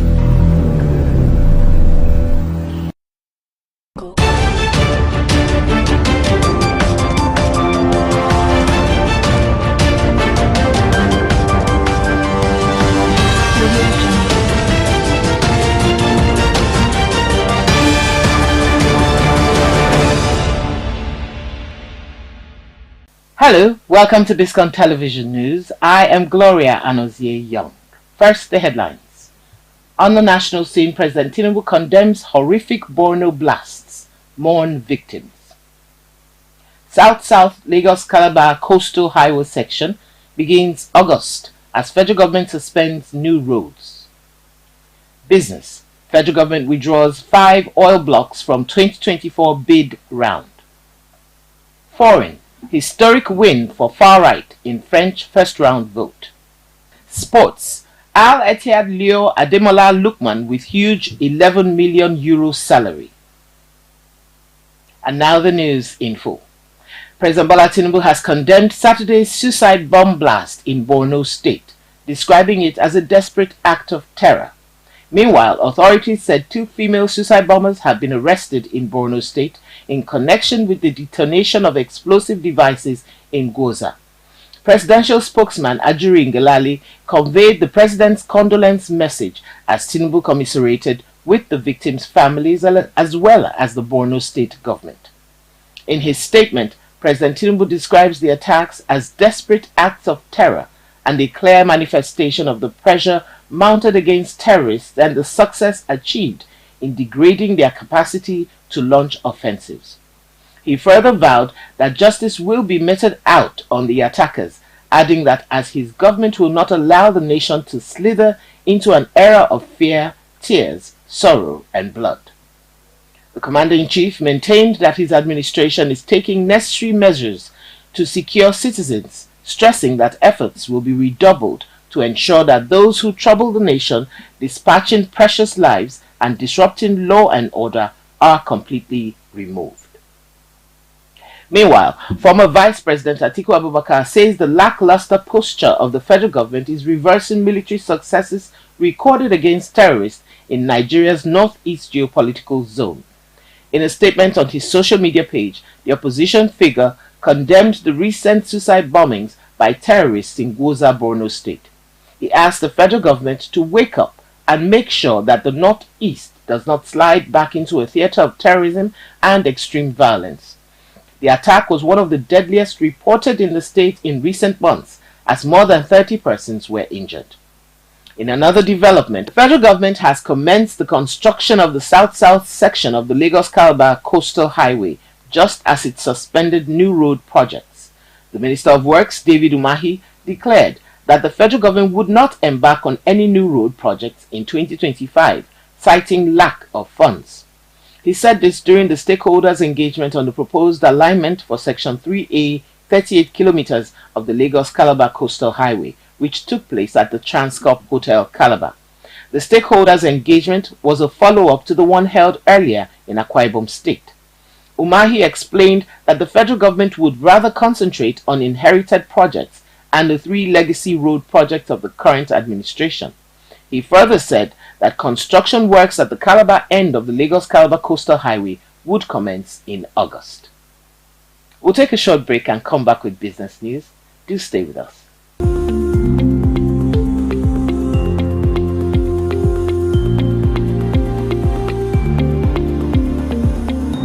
Welcome back, and if you're just joining us, this is Biscon Television News, and now for the business segment. As investors begin registration for the 2024 licensing round, the Nigerian Upstream Petroleum Regulatory Commission has removed 5 oil blocks from the ongoing licensing round due to legal disputes. The 5 oil blocks are said to be under various litigation. The Nigerian Upstream Petroleum Regulatory Commission, NUPRC, confirmed the development according to the Commission. The affected assets are PPL 3008, PPL 3009, PML 51, PPL 267, and PPL 268. However, while announcing that the assets on offer would be increased, the NUPRC said 5 others were removed because of legal disputes. Meanwhile, the NUPRC boss, Benga Komalafe, had in a statement announced the addition of 17 deep offshore oil blocks to 2024 licensing round. Foreign news is next. Join us again.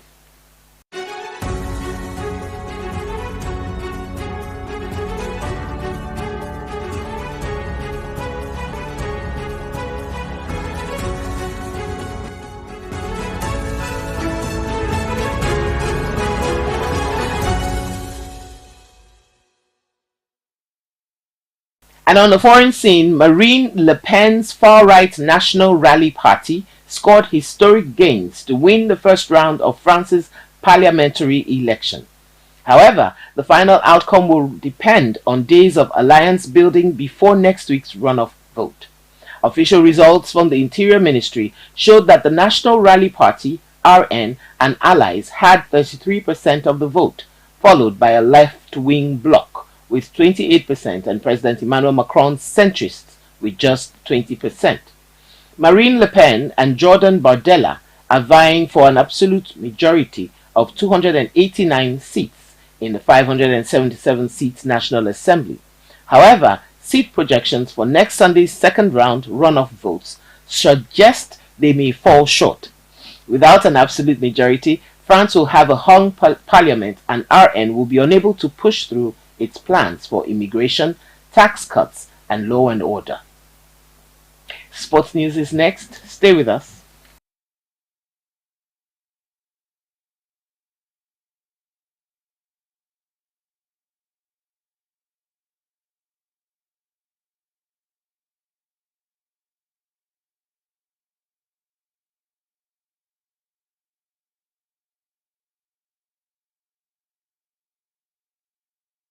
Saudi club Al Ittihad have made a generous offer to Atalanta for forward Ademola Lookman, proposing an annual salary of nearly 11 million euros for the player. According to newsmen reports, the Saudi club have also offered Atalanta 30 million euros for the transfer. with negotiations between the clubs ongoing. Lookman recently secured his team's first European trophy in the UEFA Europa League final by scoring a hat-trick against previously unbeaten Bayer Leverkusen, becoming the match's hero. Despite his success, the forward is not ready to leave La Dia or European football. However, Al Ittihad is currently offering the hero a tempting offer. Lookman has been playing for Atalanta since the summer of 2022, joining from Leipzig for 9.35 million euros. Last season, he scored 17 goals and provided 10 assists in 45 matches for the Italian club. The 26-year-old's performances have attracted interest from several top clubs across Europe, such as Bundesliga, giants Bayern Munich, and Serie A side Juventus, alongside several top Premier League clubs. And that's it for the news produced by Tomiloba Abolari. I am Gloria Anozie Young. Thanks so much for watching. Do stay with us.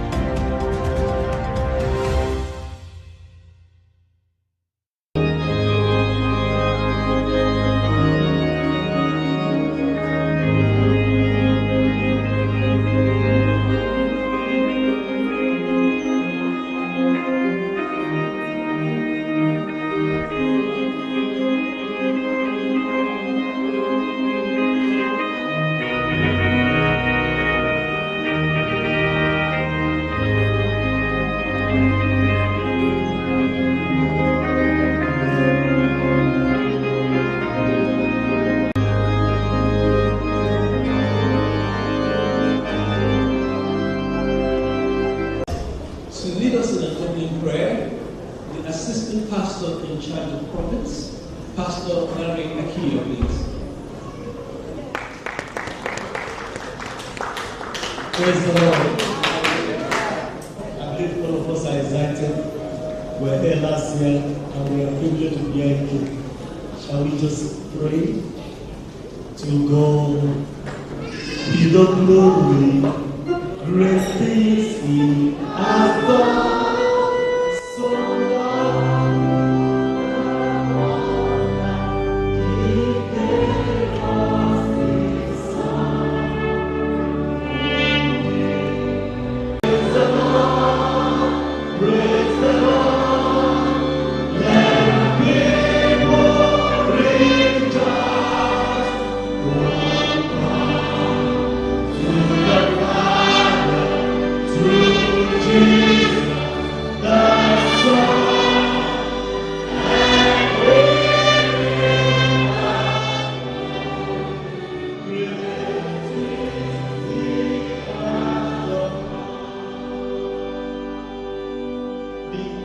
Today, Father, we thank you because we shall express heaven.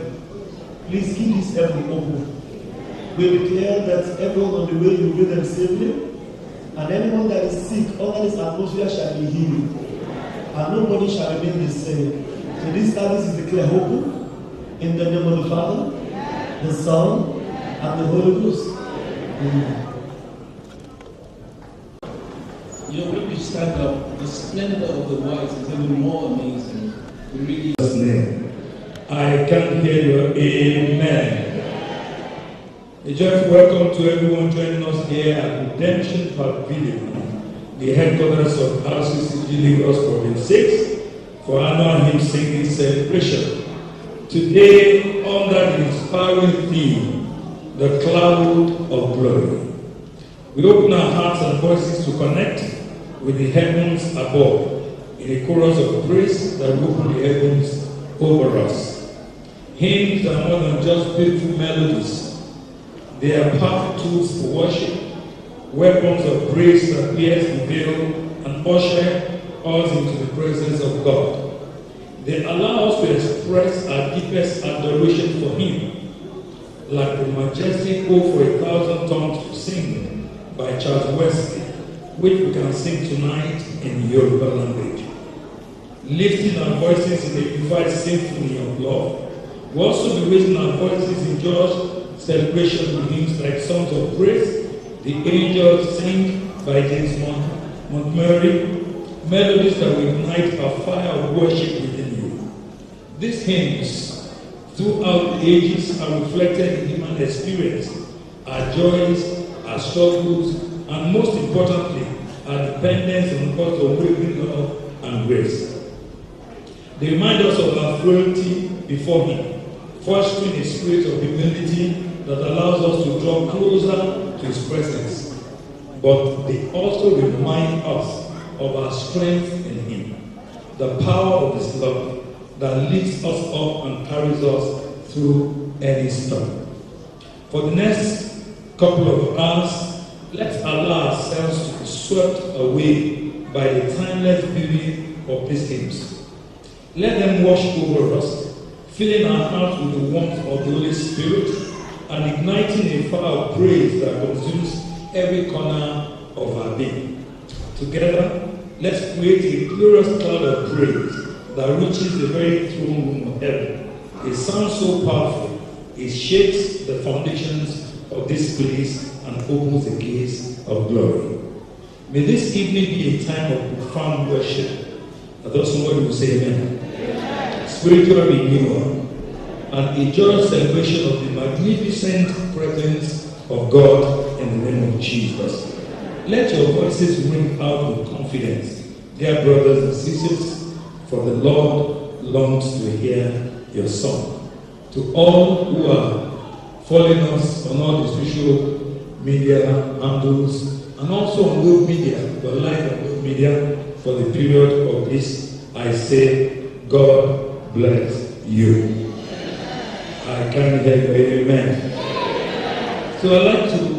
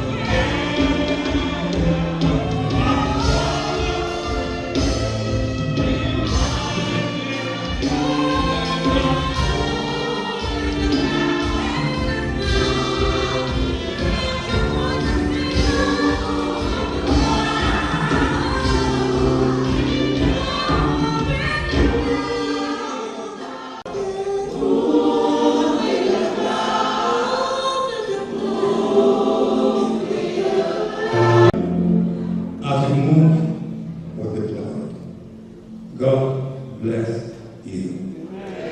Please. This year will be super, super beautiful. I want you to enjoy the moment. I want you to immerse yourself into singing and glory be to God together with the cloud of glory that is resting upon us today. The choir here, they are blessed with angelic voices, and I'm sure together we will round in our voices. And God bless you in Jesus' name. 54, the son of Moravian parents who died on a West Indies mission field while he was in boarding school. Montgomery inherited a strong religious bent, a passion for missions, and an independent mind. He He was editor of the Sheffield Iris between 1796 and 1827, a newspaper that sometimes espoused radical causes. Montgomery was imprisoned briefly when he printed a song that celebrated the fall of the Bastille